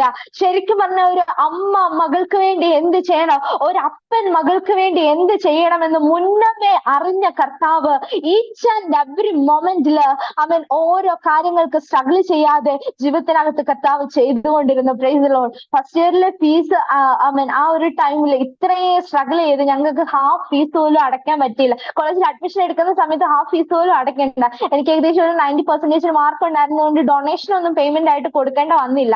ആ സമയത്ത് ആ ഒരു സീറ്റിന് വേണ്ടിയിട്ട് 12 ലക്ഷം രൂപ കയ്യിൽ ഡൊണേഷനും ആയിട്ട് ഇരിക്കുന്ന ആൾക്ക് പോലും ആ ഒരു സീറ്റ് ലഭിച്ചില്ല. ആ ഒരു സ്ഥാനത്താണ് ഒരു 10,000 രൂപ പോലും അടയ്ക്കാനില്ലാഞ്ഞ് എനിക്ക് വേണ്ടിയിട്ട് കർത്താവ് ആ സീറ്റ് ബുക്ക് ചെയ്ത് എനിക്ക് വേണ്ടിയിട്ട് അവർ നൽകി തരുവാൻ ഇടയായി തീർന്നത്. ഭാഷ അറിയത്തില്ല, അവൻ കോളേജ് അറിയത്തില്ല, എങ്കിലും സകലവും അറിയുന്ന കർത്താവിന് ഇതൊന്നും പ്രശ്നമല്ലായിരുന്നു. കർത്താവാണ് നടത്തിയത്, കർത്താവാണ് കൊണ്ടുപോയത്. അപ്പം അഡ്മിഷൻ എടുക്കുന്ന ആ സമയത്തും ഹോസ്റ്റലിൽ വരണം, ഹോസ്റ്റൽ അഡ്മിഷൻ എടുത്തു, അവിടുത്തെ കാര്യങ്ങളെല്ലാം ചെയ്ത് ആ അഡ്മിഷൻ ഫീസിനകത്ത് ഹോസ്റ്റൽ അഡ്മിഷൻ ഫീസിനകത്ത് ഒരു 2,000 രൂപ കുറവുണ്ടായിരുന്നു. അപ്പം അവിടുത്തെ ഹോസ്റ്റലിലെ അവര് പറഞ്ഞു ഒരു 2,000 രൂപ കുറവുണ്ട്, ഒരു സാറ്റർഡേ ആണ് ഞങ്ങൾ അഡ്മിഷൻ എടുക്കുന്നത്. അപ്പം പപ്പ പറഞ്ഞു ഞാൻ വീട്ടിൽ പോയിട്ട് ഇട്ട് തരാം, കുഞ്ഞിനെ നിങ്ങൾ ഇവിടെ ഒന്ന് അക്കോമഡേറ്റ് ചെയ്യണം എന്ന് പറഞ്ഞു. എന്റെ മമ്മി കരഞ്ഞോണ്ട്, മമ്മിക്ക് അറിയാം ആ 2,000 രൂപ ഉണ്ടാകാനൊന്നും പോകുന്നില്ല. മമ്മി കരഞ്ഞോണ്ട് എന്നെ റൂമിൽ, ഞാൻ 3ാമത്തെ ഫ്ലോറിലായിരുന്നു, എന്നെ ആ റൂമിൽ കൊണ്ടാക്കിയിട്ട് അവിടെയുള്ള ആന്ധ്രയിലുള്ള 2 ചേച്ചിമാരായിരുന്നു അവിടെ ഉണ്ടായിരുന്നത്. അവര് ഞാൻ ഫസ്റ്റ് ഇയർ ചെല്ലുമ്പോൾ അവര് ഔട്ട് ഗോയിങ് ബാച്ച്, എന്നെക്കാട്ടിൽ 6 വയസ്സിന് മൂത്ത 2 ചേച്ചിമാരായിരുന്നു ഉണ്ടായിരുന്നത്. അവരുടെ അടുത്ത് ഭാഷ അറിയാതെ മമ്മി പറഞ്ഞു എന്റെ കുഞ്ഞിനെ നോക്കിക്കൊള്ളണം, അവളെ ഞങ്ങൾ ആദ്യമായിട്ടാണ് പിരിഞ്ഞു നിൽക്കുന്നത്. അപ്പൊ മമ്മിക്ക് അറിയാം ഈ 2,000 രൂപ ഉണ്ടാകാൻ പോകുന്നില്ല, എന്റെ കുഞ്ഞിവിടെ കിടന്ന് കഷ്ടപ്പെടേണ്ടി വരും. അപ്പം ശരിക്കും പറഞ്ഞാല് ഒരു ഹാഗർ ഒരു കുഞ്ഞിനെ ചൂരച്ചെടിയുടെ തണലിൽ കൊണ്ട് ഇരുത്തിയിട്ട് അമ്പിൻപാട് ദൂരത്തിരുന്ന് കരഞ്ഞതുപോലെ അന്ന് മമ്മി എന്നെ കൊണ്ട് ഇരുത്തിയിട്ട് മമ്മി കരയാൻ തുടങ്ങി. ഹാഗറിന് വേണ്ടി വഴിയൊരുക്കിയ കർത്താവ്, കുഞ്ഞിന്റെ കരച്ചിൽ കേട്ട കർത്താവ് അന്ന് മുതൽ എനിക്ക് വേണ്ടിയുള്ള നീരുറവ ആ മരുഭൂമിയിൽ തുറന്നു തുടങ്ങി. Price the Lord, hallelujah. Mummy അങ്ങനെ എന്നെ അവിടെ കൊണ്ടാക്കിയിട്ട് തിരിച്ചിറങ്ങി. പപ്പ ഹോസ്റ്റലിലെ വാർഡന്റെ അടുത്ത് വാക്ക് പറഞ്ഞിറങ്ങി. അങ്ങനെ ഞാൻ കരഞ്ഞ് മമ്മിനെ വീണ്ടും വിളിച്ചു, മമ്മി ഈ പൈസ ഉണ്ടാവത്തില്ലെന്ന് എനിക്കറിയാം, നമ്മൾ എന്നാ ചെയ്യും, കൃത്യം അവർക്ക് വീട്ടിൽ എത്തിപ്പറ്റാനുള്ള പൈസ ഇനി ബാക്കിയുള്ളൂ. അപ്പൊ മമ്മി പറഞ്ഞു ദൈവം വഴിയൊരുക്കും മോനെ, നീ പേടിക്കണ്ട, നീ പ്രാർത്ഥിക്ക, നീ അക്ഷയല്ലേ, നീ അപ്പനോട് ചോദിക്കുക, അപ്പൻ നിനക്ക് തരും എന്ന് പറഞ്ഞ്. അങ്ങനെ ഞാൻ റൂമിൽ കയറി, ഇനി തിങ്കളാഴ്ച ഫീസ് അടയ്ക്കാൻ പറ്റത്തുള്ളൂ, തിങ്കളാഴ്ച അതിന്റെ ബാങ്ക് ഒക്കെ ഓപ്പൺ ആവത്തുള്ളൂ, അതുവരെ എനിക്കൊരു അവധി ലഭിക്കാൻ ഇടയായി തീർന്ന ഒരു 2 ദിവസത്തെ ഒരു ഗ്യാപ്പ് ലഭിച്ചു. അപ്പം ആ സമയത്ത് കർത്താവിന്റെ സന്നിധിയിൽ ഇരുന്ന് പ്രാർത്ഥിക്കാൻ തുടങ്ങി. അപ്പം ഞങ്ങളുടെ യാത്ര കോട്ടയത്തു നിന്ന് സ്റ്റാർട്ട് ചെയ്യുന്നതിന് മുൻപ് ഞങ്ങളുടെ ഒരു ഏറ്റവും അകന്ന ഒരു റിലേഷനിലുള്ള ഒരു ആന്റി എന്റെ കയ്യിൽ ഒരു കവർ തന്നിട്ടുണ്ടായിരുന്നു. ഈ കവർ ഞാൻ എടുത്ത് ബാഗ് വെച്ചിട്ടുണ്ടായിരുന്നു. അപ്പം ഒരു പാസ്റ്റിന്റെ മോള് പോകുന്നതല്ലേ, അപ്പം ആൾക്കാരൊക്കെ 500 അല്ലെങ്കിൽ 600 രൂപയൊക്കെ ഇങ്ങനെ തന്നു. ആ ഒരു കാര്യങ്ങൾ ഞങ്ങളുടെ ജീവിതത്തിൽ ഭയങ്കര അനുഗ്രഹമായിരുന്നു. അവര് തന്ന ആ ഒരു പൈസയൊക്കെ ഞങ്ങളുടെ ജീവിതം ഒരിടത്ത് പോലും ഇതിനൊന്നും അങ്ങോട്ടും ഇങ്ങോട്ടും മാറ്റാൻ ഇടയായില്ല. ഓരോ രൂപയ്ക്കും വിലയുണ്ടെന്ന് മനസ്സിലാക്കിയ ഒരു സിറ്റുവേഷൻ ആയിരുന്നു ആ ഒരു സമയത്ത്. അപ്പം ഈ ഒരു കവർ ഞാൻ ബാഗിന്റെ സൈഡിൽ വെച്ചിട്ടുണ്ടായിരുന്നു. അപ്പൊ ഞാൻ അങ്ങനെ ബാഗ് എടുത്ത് പെട്ടിന്ന് എല്ലാ കാര്യങ്ങളും കബോർഡിൽ എടുത്ത് വെക്കുന്ന ആ സമയത്ത് ഞാൻ ഈ കവർ കണ്ടു. ഈ കവർ ഞാൻ പെട്ടെന്ന് ഇങ്ങനെ പൊട്ടിച്ച് നോക്കിയപ്പം അതിനകത്ത് കുറെ 1000ന്റെ നോട്ട് ഇരിക്കുന്നു. അപ്പൊ ഞാൻ ദൈവമേ ഇതെന്തുവാ, അത്ഭുതമാണോ, ഇതെന്താ ഇങ്ങനെ നോക്കിയപ്പോഴത്തേക്കിന് കൃത്യം 5,000 രൂപ അതിനകത്ത്, 2,000 രൂപ ഫീസും അടച്ച് 1 മന്തിലേക്ക് എനിക്ക് വേണ്ട സകല കാര്യങ്ങളും ചെയ്യുവാനുള്ള പൈസ ശരിക്കും അന്ന് നീരുറവ് തുറന്നതുപോലെ കർത്താവ് ഞങ്ങളുടെ കരങ്ങളിനകത്ത് നൽകി തന്നു. ശരിക്കും ആ ഒരു പൈസയുടെ കാര്യം ഞങ്ങൾ മറന്നുപോയതാ. ആ ഒരു ബാഗിന്റെ സൈഡിൽ വെച്ചിരുന്നു. പക്ഷെങ്കില് അത് ജീവിതത്തിനകത്ത് ഭയങ്കര ഒരു അനുഗ്രഹമായിരുന്നു. അങ്ങനെ ദിവസങ്ങൾ കടന്നുപോയി. മന്ത്ലി പേയ്മെന്റിന് ഞാൻ വിഷമിക്കേണ്ടി വന്നില്ല. അന്നോട്ടേ ഞാൻ കർത്താവിന്റെ സന്നിധിയിൽ നിന്ന് കരയാൻ തുടങ്ങി. ബൈബിളിനകത്ത് എഴുതി വെച്ച് പ്രാർത്ഥിച്ചതുപോലെ ദൈവമേ ആരോടും കൈ നീട്ടാൻ ഇടയാകുന്നേന്ന് കർത്താവിന്റെ സന്നിധി പ്രാർത്ഥിച്ചു. എന്റെ ഫസ്റ്റ് ഇയറിന്റെ ഫുൾ ഫീസ് അടയ്ക്കേണ്ട ടൈം എത്തി. പപ്പയും മമ്മി ഒരുപാട് കഷ്ടപ്പെട്ടു, ഒരുപാട് സ്ട്രഗിൾ ചെയ്തിട്ടാണ്. അന്ന് മമ്മി നാട്ടിൽ തന്നെയാണ് സ്ട്രഗിൾ ചെയ്തിട്ടാണ് എന്റെ ആ ഒരു ഫുൾ ഫീസ് അടയ്ക്കുവാൻ ഇടയായി തീർന്നത്. ഫസ്റ്റ് ഇയറിലെ ഫീസ് അടയ്ക്കാൻ ഇടയായി തീർന്നത്. ഫസ്റ്റ് ഇയർ എന്റെ എക്സാം കഴിഞ്ഞ അതിന്റെ അന്ന് രാത്രിയിൽ, എന്റെ ഫുൾ എക്സാം കഴിഞ്ഞ അന്ന് രാത്രിയിൽ മമ്മി സൗദിക്ക് കയറിപ്പോയി. അന്ന് മുതല് കർത്താവ് നടത്തി. അന്ന് മുതല് ഫീസ് എന്ന ഒരു കാര്യത്തിന് വേണ്ടി ബുദ്ധിമുട്ടുവാൻ കർത്താവ് എന്നെ സമ്മതിച്ചിട്ടില്ല. ആദ്യം അവസാനമായിട്ട് കോളേജില് പ്രിൻസിപ്പളിന്റെ റൂമിന്റെ ഫ്രണ്ടില് ഫീസ് അടയ്ക്കാത്തതിന് വേണ്ടി നിന്നത് ഫസ്റ്റ് ഇയറിൽ മാത്രമായിരുന്നു. ബാക്കിയുള്ള വർഷങ്ങളിൽ മുഴുവൻ ഫീസിന്റെ കാര്യം പറയുന്നതിന് മുൻപ് ഇയർലി ഉള്ള ഫീസ് മൊത്തം അടയ്ക്കുവാൻ കർത്താവ് എന്നെ ഇടയാക്കി തീർന്നു. ഒരു രൂപ പോലും പെൻഡിങ് വരുത്താൻ കർത്താവ് സമ്മതിച്ചില്ല. അവൻ കംപ്ലീറ്റ് ചെയ്ത് സകല കാര്യങ്ങളും ചെയ്യുവാൻ ഇടയായി തീർന്നു. അപ്പം ഓരോ വർഷം കഴിയുമ്പോഴും എനിക്ക് ഈ ഭാഷ അറിയാത്തത് കൊണ്ട് എനിക്ക് ഇംഗ്ലീഷ് അത്ര നന്നായിട്ട് കൈകാര്യം ചെയ്യാൻ വശം ഉണ്ടായിരുന്നില്ല. അപ്പൊ അവിടെ ചെന്നതായ സമയത്ത് ആൾക്കാരൊക്കെ സംസാരിക്കുമ്പോൾ ഞാൻ അവരുടെ അടുത്ത് പറഞ്ഞു, ഞാൻ ഇംഗ്ലീഷിൽ അത്ര ഫ്ലുവന്റ് അല്ല, എൻ്റെ അടുത്ത് പറയുമ്പോൾ കുറച്ച് പതുക്കെ പറയണം, കുറച്ച് സ്ലോ ആയിട്ട് പറയുകയാണെങ്കിൽ എനിക്ക് ക്യാച്ച് ചെയ്യാൻ പറ്റും, അങ്ങനെ എനിക്ക് മനസ്സിലാക്കാൻ പറ്റത്തുള്ളൂ എന്ന് ഞാൻ അവരുടെ അടുത്ത് പറഞ്ഞപ്പോഴത്തേക്കിന് എന്റെ കൂടെയുള്ള ഫ്രണ്ട്സ് എല്ലാം എന്നെ അതിന് സപ്പോർട്ട് ചെയ്തു. അപ്പം ഞാൻ നോക്കിയപ്പം 30 പേരുണ്ട് ഞങ്ങളുടെ ക്ലാസ്സിൽ. അതിനകത്ത് വിശ്വാസി എന്ന് പറയാൻ ഞാൻ മാത്രമേ ഉള്ളൂ. കാതില് കമ്മലും ഇല്ല, മാലയും ഇല്ല, ഒരു കാര്യങ്ങളും ചെയ്യാൻ കഴിവും ഇല്ല, പഠിക്കാനും കഴിവില്ല, സംസാരിക്കാനും കഴിവില്ല. ഇങ്ങനെ ഫുള്ളി ഓക്വേർഡ് ആയിട്ടുള്ള ഒരു, അല്ലെങ്കിൽ ഔട്ട്വേർഡ് ആയിട്ടുള്ള ഒരു ആള്, കുറച്ച് ഇൻട്രോവേർട്ട് ആയിട്ടുള്ള ഒരാൾ ഞാൻ മാത്രമേ ഉണ്ടായിരുന്നുള്ളൂ. അപ്പൊ അന്ന് തൊട്ട് ഞാൻ കർത്താവിന്റെ സന്നിധിയിൽ പ്രാർത്ഥിക്കാൻ തുടങ്ങി. കർത്താവെ, എനിക്കിവിടെ പറ്റത്തില്ല, എനിക്ക് ഭാഷ അറിയത്തില്ല, എനിക്ക് സംസാരിക്കാൻ അറിയത്തില്ല. കർത്താവെ, അങ്ങ് എന്റെ ജീവിതത്തിൽ പ്രവർത്തിച്ചാലേ ഉള്ളൂ. അവൻ വിക്കനായിരുന്ന ഒരു മോശനെ കൊണ്ട് സംസാരിക്കുവാൻ കർത്താവിന് കഴിഞ്ഞെങ്കിൽ, ഒരു ദേശത്തെ മുഴുവൻ കർത്താവിന് നയിക്കാൻ കഴിഞ്ഞെങ്കിൽ, എന്നിലൂടെയും കർത്താവിന് പ്രവർത്തിക്കാൻ കഴിയുമെന്ന് ഞാൻ ഉറച്ച് വിശ്വസിച്ചു. ഫസ്റ്റ് ഇയർ എക്സാം കഴിഞ്ഞു, ഒരെണ്ണത്തിന് പോലും ഫെയിൽ ആയി പോവാൻ കർത്താവ് സമ്മതിച്ചില്ല. ഇന്റേണൽ എക്സാംസ് കഴിഞ്ഞു, ഫെയിൽ ആവാൻ കർത്താവ് സമ്മതിച്ചില്ല. അവൻ എക്സ്റ്റേണൽ എക്സാംസ്, ഞാൻ ഓരോ എക്സാമും കഴിയുമ്പോൾ വീട്ടിൽ വിളിച്ചിരുന്ന് കരച്ചില്ല. മമ്മി, എനിക്കത് എഴുതാൻ പറ്റിയില്ല, ഞാൻ പഠിച്ചതിന് നല്ല വന്നേ. അപ്പൊ മമ്മി പറയും, കുഴപ്പമില്ല, നീ പ്രാർത്ഥിക്ക, ഈ സെമിസ്റ്റർ പോയാൽ നമുക്ക് അടുത്ത സെമിൽ എഴുതിയെടുക്കാം. ഭയങ്കര ഒരു സപ്പോർട്ട് ജീവിതത്തിനകത്ത് മമ്മിയുടെ പപ്പയുടെ അടുത്തു നിന്ന് എന്റെ പഠന സമയത്ത് ലഭിച്ചിട്ടുണ്ട്. അപ്പോഴും കർത്താവിന്റെ സന്നിധിയിൽ നിന്ന് പ്രാർത്ഥിക്കുമ്പോൾ ഇവരെല്ലാം എന്നെ കളിയാക്കും. അക്സ പഠിക്കാനുള്ള സമയം കൂടി പ്രാർത്ഥിക്കാനാ ചെലവാക്കുന്നത്, അക്സയുടെ ദൈവം എല്ലാ കാര്യങ്ങളും അങ്ങ് ചെയ്യൂന്ന് അവളുടെ വിചാരം എന്നുള്ള രീതിയിൽ പറയാൻ തുടങ്ങി. അപ്പം ആ ഒരു സമയത്ത് സ്ട്രഗ്ലിംഗ് പീരീഡ് ആയിരുന്നു. പക്ഷെ കർത്താവ് എന്നെ കൈവിട്ടില്ല. കർത്താവിന്റെ കാര്യത്തിൽ ഞാൻ മുറുകെ പിടിച്ചിട്ടുണ്ട്. അപ്പൊ എനിക്കറിയാം, എനിക്ക് തന്നെ ഈ കടമ്പ നടന്ന് കയറാൻ കഴിയത്തില്ല. കർത്താവിന്റെ സാന്നിധ്യം ഉണ്ടെങ്കിൽ മാത്രമേ എനിക്ക് മുമ്പോട്ട് പോകാൻ കഴിയത്തുള്ളൂ എന്ന് മനസ്സിലായി. അങ്ങനെ എക്സാംസ് ഒക്കെ കഴിഞ്ഞു, ഫസ്റ്റ് ഇയർ കഴിഞ്ഞു. ഫസ്റ്റ് ഇയർ വലിയ കുഴപ്പങ്ങളൊന്നും ഇല്ലാതെ ഞാൻ അത്യാവശ്യം നല്ല മാർക്കോട് കൂടി തന്നെ പാസ് ആകുവാൻ ഇടയായി തീർന്നു. അങ്ങനെ സെക്കൻഡ് ഇയർ കഴിഞ്ഞപ്പോ തൊട്ട് വീട്ടിലായിരുന്ന സമയത്ത് മമ്മി എന്നെ ഫിലിം ഒന്നും കാണിക്കത്തില്ലായിരുന്നു. വീട്ടിൽ വളരെ പക്വതയോടുകൂടി TV വെക്കത്തില്ല, കേബിള് കട്ട് ചെയ്ത് അങ്ങനെ ഫിലിം കാണാനോ അങ്ങനെ ഒന്നും എന്നെ സമ്മതിച്ചിട്ടില്ല. പതുക്കെ കോളേജ് ലൈഫിൽ എത്തിയപ്പോൾ ഫിലിമിനോട് ഒരു ചെറിയ അഡിക്ഷൻ തോന്നി. അങ്ങനെ ഞാൻ ഫിലിംസ് കാണാൻ തുടങ്ങി. കർത്താവിൽ നിന്ന് പതുക്കെ അങ്ങോട്ട് കുറച്ച് സമയങ്ങൾ അങ്ങ് വേർതിരിച്ച് മാറ്റി കളയാൻ തുടങ്ങി. എന്റെ കൂടെയുള്ള ഫ്രണ്ട്സ് ജാതീയരായ ഫ്രണ്ട്സ് ആയിരുന്നു. അങ്ങനെ ഞാൻ കുറച്ച് കർത്താവിൽ നിന്ന് മാറിയെന്ന് കണ്ടപ്പോൾ സൗദിയിലായിരുന്ന മമ്മിക്ക് കർത്താവ് ദർശനം നൽകി.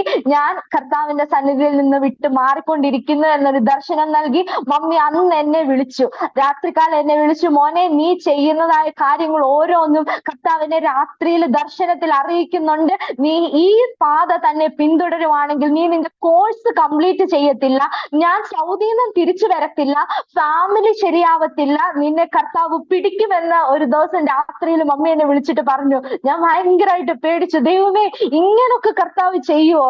ഞാൻ ഇവിടെ ആരും അറിയാതെ ചെയ്യുന്ന കാര്യങ്ങള്, ആരും അറിയാതെ വാച്ച് ചെയ്യുന്ന ഫിലിംസ് എന്റെ മമ്മിയോട് കിലോമീറ്ററുകൾ അകലെ, കടലുകൾക്കപ്പുറം മമ്മിയോട് ഇടപെടുന്നെങ്കിൽ കർത്താവ് എന്നെ ശരിക്കും സ്നേഹിക്കുന്നുണ്ടെന്ന് എനിക്ക് മനസ്സിലായി. അന്ന് ഞാൻ സ്റ്റോപ്പ് ചെയ്തു. കർത്താവെ, വേണ്ട, ഈ ലോകത്തിന്റെ കാര്യങ്ങൾ എനിക്ക് വേണ്ട, ഞാൻ കർത്താവിന്റെ പിന്നാലെ പോകാം. അങ്ങനെ ഞാൻ ബാഗിൽക്കോട്ട് ആ ഒരു ദേശത്ത് എനിക്കൊരു പാസ്റ്റങ്ങളെ ദൈവം നൽകി തന്നു, ഒരു ആന്റീനെ ദൈവം നൽകി തന്നു, അനുഗ്രഹിക്കപ്പെട്ട ഒരു ചർച്ച എനിക്ക് നൽകി തന്നു. അങ്ങനെ ദൈവസന്നിധിയിൽ വീണ്ടും കർത്താവിന്റെ സന്നിധിയിലേക്ക് തിരിച്ചു പ്രാർത്ഥിച്ചു കയറാൻ തുടങ്ങി. അങ്ങനെ ഞാൻ എന്റെ ഹോസ്റ്റലില് ഒരു ചെറിയ പ്രെയർ ഗ്രൂപ്പ് ആരംഭിച്ചു. ഞങ്ങളുടെ ഹോസ്റ്റലിലുള്ള ഒന്ന് രണ്ട് വിശ്വാസികളല്ലാത്ത കുഞ്ഞുങ്ങളെ കൂട്ടിയിരുത്തി ഞാൻ പ്രാർത്ഥിക്കാൻ തുടങ്ങി. ആദ്യം 2 പേരായിരുന്നു, പിന്നെ അത് 3 പേരായി, 4 പേരായി, 6 പേരായി, 10 പേരായി, 15 പേരായി. അങ്ങനെ വളർന്നുകൊണ്ടിരുന്ന ആ സമയത്ത് ടോട്ടലി ഒരു ടോക്ക് വന്നു, അക്സ മതപരിവർത്തനം ചെയ്തു തുടങ്ങിയെന്ന്. അങ്ങനെ വീണ്ടും ജീവിതത്തിനകത്ത് ഒറ്റപ്പെടാൻ ഇടയായി തീർന്നു. കോളേജിലെ അധികം ആൾക്കാരൊന്നും മിണ്ടത്തില്ല. അപ്പൊ വീണ്ടും ലൈഫിനകത്ത് ഒറ്റപ്പെടലിന്റെ വേദന അനുഭവിക്കാൻ തുടങ്ങി. റൂമിനകത്ത് സ്വസ്ഥതയോടെ ഇരുന്ന് പ്രാർത്ഥിക്കാൻ കഴിയുന്നില്ല. അങ്ങനെ ഞാൻ കർത്താവിന് വീണ്ടും കരഞ്ഞു, കർത്താവെ എനിക്ക് സ്വാതന്ത്ര്യമായി പ്രാർത്ഥിക്കാൻ കഴിയത്തില്ല, ഞാൻ എന്ത് ചെയ്യണം? അന്ന് ഞാൻ ഓർക്കുന്നുണ്ട്, ബാത്റൂമിനകത്ത് പൈപ്പ് ഫുൾ ഓൺ ചെയ്ത് അതിനകത്തിരുന്ന് കരഞ്ഞു, ദൈവമേ പൊട്ടിക്കരഞ്ഞു. ശരിക്കും പറഞ്ഞ എനിക്ക് ഭാഗ്യക്കൂട്ട് മടുത്ത്, കർത്താവെ ഞാൻ ഒറ്റപ്പെട്ടു പോയി, ഇനി എനിക്ക് ഇവിടെ നിൽക്കാൻ പറ്റത്തില്ല. അന്ന് പക്ഷെ കർത്താവ് എന്നോട് ഇടപെട്ടു. നിന്നെ കൊണ്ട് ചില കാര്യങ്ങൾ എനിക്ക് ചെയ്യുവാനുണ്ട്. പത്മോസിന്റെ ഏകാന്തതയിൽ ഒരു യോഹന്നാൻ ഒറ്റയ്ക്കായി കിടന്നപ്പോൾ അവനെ വെളിപ്പാട് കൊണ്ട് നിറച്ചതുപോലെ ഈ ഒറ്റയ്ക്കായിരിക്കുന്ന സമയത്ത് നിന്നെ കൊണ്ട് ദൈവത്തിന്റെ ചില പ്രവൃത്തികൾ ആരംഭിക്കാനുണ്ട് എന്നൊരു വാഗ്ദത്ത ശബ്ദം പോലെ ആ ഒരു വചനം എന്നെ സ്ട്രൈക്ക് ചെയ്യുവാൻ ഇടയായി തീർന്നു. അങ്ങനെ കർത്താവിന്റെ സന്നിധിയിൽ വീണ്ടും പ്രാർത്ഥിച്ച് കയറി. പ്രയർ ഗ്രൂപ്പ് സ്റ്റോപ്പ് ചെയ്തില്ല, ഉള്ളവരെ വെച്ചിട്ട് ഞങ്ങൾ പ്രാർത്ഥിക്കാൻ തുടങ്ങി. അങ്ങനെ പ്രാർത്ഥിച്ച് മുൻപോട്ട് പോയി. ഫസ്റ്റ് ഇയർ കഴിഞ്ഞു, സെക്കൻഡ് ഇയർ കഴിഞ്ഞു, തേർഡ് ഇയർ കഴിഞ്ഞു, ഫോർത്ത് ഇയർ എത്തിയപ്പം വീണ്ടും എക്സാംസ് ടഫായി. ഇതുവരെ പഠിച്ചതുപോലെയല്ല, ഇതുവരെ ചെയ്ത കാര്യങ്ങൾ പോലെയല്ല. ഓരോ മെഡിസിൻസിന്റെയും ഡോസസ് പഠിക്കണം, ഓരോ മെഡിസിൻ എങ്ങനെ ആക്ട് ചെയ്യുന്നതെന്ന് പഠിക്കണം. അതിന്റെ ഡോസ് 30 എന്നുള്ളത് 31 മാർക്ക് കിട്ടത്തില്ല. ട്രിപ്പിൾ വാല്യുവേഷനാ. ഒരാള് മാർക്ക് ഇട്ടത് അടുത്തയാള് വാല്യുവേറ്റ് ചെയ്യും, അയാള് മാർക്ക് ഇട്ടതിനെ അടുത്തയാള് വാല്യുവേറ്റ് ചെയ്യും. അങ്ങനെ ട്രിപ്പിൾ വാല്യുവേഷൻ വന്നതുകൊണ്ട് മാർക്ക് വീണ്ടും ആദ്യം ഇട്ട ആള് 15 ഇട്ടെങ്കിൽ രണ്ടാമത് ഇട്ട ആള് 10 ഇടത്തുള്ളൂ. അപ്പൊ മൂന്നാമത് ഇടുന്ന ആൾ 5 ഇടത്തുള്ളൂ. പകുതി മാർക്ക് വേണം ജയിക്കാൻ. ഇതെങ്ങനെ പാസ്സാകുമെന്ന് കർത്താവിന്റെ സന്നിധിയിൽ കർത്താവിനോട് ഇരുന്ന് കരയാൻ തുടങ്ങി. ദൈവമേ ഞാൻ ഇത് എങ്ങനെ പാസ്സാകും? അങ്ങനെ ഇരുന്ന ആ ഒരു സമയത്ത് ഞാൻ ഇങ്ങനെ യൂട്യൂബില് അങ്ങനെ ഒരു മെസ്സേജ് കേൾക്കുവാനിടയായി തീർന്നു. ദൈവം ചിലതിന്റെ ബുദ്ധിയെ പ്രകാശിപ്പിക്കും, ചിലരുടെ ജീവിതത്തിനകത്ത് ക്വസ്റ്റ്യൻ പേപ്പർ വരെ കാണിച്ചു കൊടുത്ത് ദൈവം ചില പരീക്ഷകളെ എഴുതിപ്പിക്കും എന്നുള്ള ഒരു വചന ശബ്ദം എനിക്ക് യൂട്യൂബിന്റെ ഒരു ചെറിയ ക്ലിപ്പ് വീഡിയോക്കകത്ത് നിന്ന് കിട്ടുവാനിടയായി തീർന്നു. അപ്പൊ ഞാൻ കർത്താവിന്റെ ദൈവമേ ക്വസ്റ്റ്യൻ പേപ്പർ ഒക്കെ കാണിച്ചു കൊടുത്ത് കർത്താവ് പരീക്ഷ എഴുതിപ്പിക്കോ? ഭയങ്കര ക്യൂരിയോസിറ്റി, ഇതെങ്ങനെ നടക്കും? വീണ്ടും പ്രാർത്ഥിച്ചു തുടങ്ങി. അപ്പം എക്സാം ഏറ്റവും അടുത്തതായ സമയത്ത് ഒരു എക്സാമിന് 2 മാസം അല്ലെങ്കിൽ 3 മാസം മുന്നേ തന്നെ ഹോസ്റ്റലിനകത്ത് നിറച്ച ആൾക്കാർ അങ്ങോട്ട് അവിടെ ഇവിടെ ഒക്കെ ഇരുന്ന് പഠിക്കാൻ തുടങ്ങും. അത്രയും ടെൻഷനാ. ഈ ഫോർത്ത് ഇയർ എന്ന് പറഞ്ഞാൽ കടന്നു കിട്ടാൻ ഭയങ്കര പാടാ. അപ്പം ഒരുപാട് കുഞ്ഞുങ്ങൾ ഫെയിൽ ആയി പോയിട്ടുണ്ട്, ഒരുപാട് ആൾക്കാർ ഡ്രോപ്പ് ഔട്ട് ആയി പോയി, കോഴ്സ് വേണ്ടാന്ന് പറഞ്ഞ് കളഞ്ഞിട്ട് പോയി. പക്ഷെങ്കിൽ ആ ഒരു സാഹചര്യത്തിൽ ഒന്നും കർത്താവ് എന്നെ നടത്തിയില്ല. അതുവരെ ഒരു സബ്ജക്ട്സിന് പോലും ഫെയിൽ ആവാതെ ദൈവം നടത്തി. ഫോർത്ത് ഇയർ വന്നപ്പോൾ ഭയങ്കര ടെൻഷൻ. ശരിക്കും എന്താണോ ഞങ്ങളുടെ ഫീൽഡ് അത് പഠിക്കാൻ വേണ്ടി തുടങ്ങി. അപ്പം ദൈവസന്നിധിയിൽ വീണ്ടും കരയാൻ തുടങ്ങി. എല്ലാവരും ഇരുന്ന് പഠിക്കുന്നതായ സമയത്ത് ഞങ്ങളുടെ പ്രെയർ ഗ്രൂപ്പ് ഉണ്ട്. ആ പ്രെയർ ഗ്രൂപ്പ് ഞാൻ നിർത്താൻ റെഡി അല്ലായിരുന്നു. ഞാൻ പറഞ്ഞു നമുക്ക് പ്രെയർ ഗ്രൂപ്പ് നിർത്തണ്ട, നമുക്ക് പ്രാർത്ഥിക്കാം, പ്രാർത്ഥിച്ചാൽ ചിലപ്പോൾ ദൈവത്തിന് എല്ലാം പ്രവർത്തിക്കാൻ കാണും. ഞാൻ യൂട്യൂബിൽ കണ്ട ഈ ഒരു കാര്യം ഞാൻ എന്റെ പ്രെയർ ഗ്രൂപ്പിലുള്ള കുഞ്ഞുങ്ങളെടുത്തും ഷെയർ ചെയ്തിരുന്ന് പ്രാർത്ഥിക്കാൻ തുടങ്ങി. ദൈവം ചില ക്വസ്റ്റ്യൻ പേപ്പറിനെ കാണിച്ചു തരും, അങ്ങനെ തന്നെ സംഭവിക്കും എന്ന് പറഞ്ഞ് പ്രാർത്ഥിച്ചു തുടങ്ങി. അപ്പൊ തൊട്ടടുത്ത റൂമിലുള്ള എന്റെ ഫ്രണ്ട്സ് ഒക്കെ പറഞ്ഞു, അക്സി പ്രാർത്ഥിക്കുന്ന സമയം പോരെ നിനക്ക് 2 മെക്കാനിസം പഠിക്കാൻ, ഈ പ്രാർത്ഥിക്കുന്ന സമയം പോരെ നിനക്ക് ഈ സൈക്കിൾസ് ഒക്കെ പഠിക്കാൻ, അത്രയും കൂടെ നിനക്കൊരു ബുദ്ധി കിട്ടത്തില്ലേ എന്നുള്ള ഒരു കാര്യം എന്റെ അടുത്ത് ചോദിച്ചപ്പോൾ ഞാൻ പറഞ്ഞില്ല, കർത്താവ് എനിക്ക് വേണ്ടി ചെയ്യും, ഞാൻ പറയുന്ന കാര്യങ്ങൾ കർത്താവ് എനിക്ക് വേണ്ടി ചെയ്യും, ഞാൻ പറയുന്ന ക്വസ്റ്റ്യൻസ് നാളെ ഹല്ലേലൂയ ക്വസ്റ്റ്യൻ പേപ്പറിനകത്ത് വരത്തുള്ളൂ എന്ന് വിശ്വാസത്തോടു കൂടി, എക്സാമിന്റെ തലേന്നാ ഞാൻ ഈ പറയുന്നത്, ഞാൻ പറയുന്ന ക്വസ്റ്റ്യൻ പേപ്പറെ നാളെ വരത്തുള്ളൂ എന്ന് വിശ്വാസത്തോടു കൂടി വെറുതെ ഒരു പ്രഖ്യാപനമൊക്കെ നടത്തി. എന്നിട്ട് രാത്രി മുഴുവൻ ഇരുന്ന് കർത്താവിന്റെ സന്നിധി കരച്ചില്ല. ദൈവമേ നാളത്തെ ക്വസ്റ്റ്യൻ പേപ്പർ എങ്ങനായിരിക്കും, ഒരു ഐഡിയ ഇല്ല, എങ്ങനെ ചെയ്യും, ഒരു ഐഡിയ ഇല്ല. അന്ന് രാത്രി ഞാൻ കിടന്നുറങ്ങിയതായ സമയത്ത് ദൈവം എന്നെ ഒരു വലിയ ക്വസ്റ്റ്യൻ പേപ്പർ കാണിച്ചു തന്നു.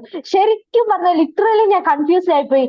സാധാരണഗതിയിൽ ഞാൻ സ്വപ്നം കണ്ടു കഴിഞ്ഞാൽ അത് പിറ്റേ ദിവസം ഓർക്കാറില്ല, ഞാൻ മറന്നു പോകും. പക്ഷെ അന്ന് ഞാൻ കണ്ട സ്വപ്നം എനിക്ക് നല്ല ഓർമ്മയുണ്ടായിരുന്നു. ഇന്ന ക്വസ്റ്റ്യൻസ് ഇന്ന സ്ഥലത്തുനിന്ന് എനിക്കത് വ്യക്തമായിട്ട് ഞാൻ അത് വായിച്ച് ഓർമ്മിച്ചതുപോലെ എനിക്കത് ഓർമ്മയുണ്ടായിരുന്നു. ശരിക്കും പറഞ്ഞ അന്ന് നോഹയ്ക്ക് ഒരു വെളിപ്പാട് കിട്ടി. നോഹ ആമേൻ ഹല്ലേലൂയ ബ്ലൈൻഡ് ആയിട്ട് കർത്താവിനെ വിശ്വസിച്ച് എല്ലാവരുടെ അടുത്ത് എന്ന് സുവിശേഷം പറഞ്ഞതുപോലെ ഞാനും ബ്ലൈൻഡ് ആയിട്ട് കർത്താവിനെ അങ്ങ് വിശ്വസിച്ചു. എന്നിട്ട് എന്റെ ഫ്രണ്ട്സിന്റെ എല്ലാം എടുത്ത് എന്നിട്ട് പറഞ്ഞു, നാളെ ഫാർമക്കോ തെറാപ്യൂട്ടിക്സിന് ഇന്ന ക്വസ്റ്റ്യനെ വരത്തുള്ളൂ. എന്റെ കർത്താവ് എനിക്ക് പറഞ്ഞു തന്നിട്ടുണ്ട് ആ ക്വസ്റ്റ്യനെ വരത്തുള്ളൂ. എല്ലാരും എന്നെ കൂടെ നിന്ന് കളിയാക്കി. വേണമെങ്കിൽ നീ അത് പഠിച്ചോ, ഞങ്ങൾ ആരും അത് പഠിക്കത്തില്ല, അത് കഴിഞ്ഞ വർഷങ്ങളിലൊക്കെ റിപ്പീറ്റഡ് ആയിട്ട് വന്നിട്ടുള്ളതാ, ഞങ്ങൾ അത് പഠിക്കത്തില്ല എന്ന് പറഞ്ഞു. അപ്പം ഞാൻ വീണ്ടും കൺഫ്യൂസ്ഡ് ആയി. ദൈവമേ, കഴിഞ്ഞ വർഷം റിപ്പീറ്റഡ് ആയിട്ടൊക്കെ വന്ന ക്വസ്റ്റ്യൻസ് ഇതുവരെ രാജീവ് ഗാന്ധി യൂണിവേഴ്സിറ്റിയുടെ ചരിത്രത്തിൽ റിപ്പീറ്റ് ചോദിച്ചിട്ടില്ല. അപ്പം ഞാൻ വീണ്ടും കൺഫ്യൂഷൻ ആയി. ദൈവമേ, ഇത് കള്ളത്തരം ആകുമോ? പിന്നെ എനിക്ക് പഠിക്കുന്നതിലും ടെൻഷൻ.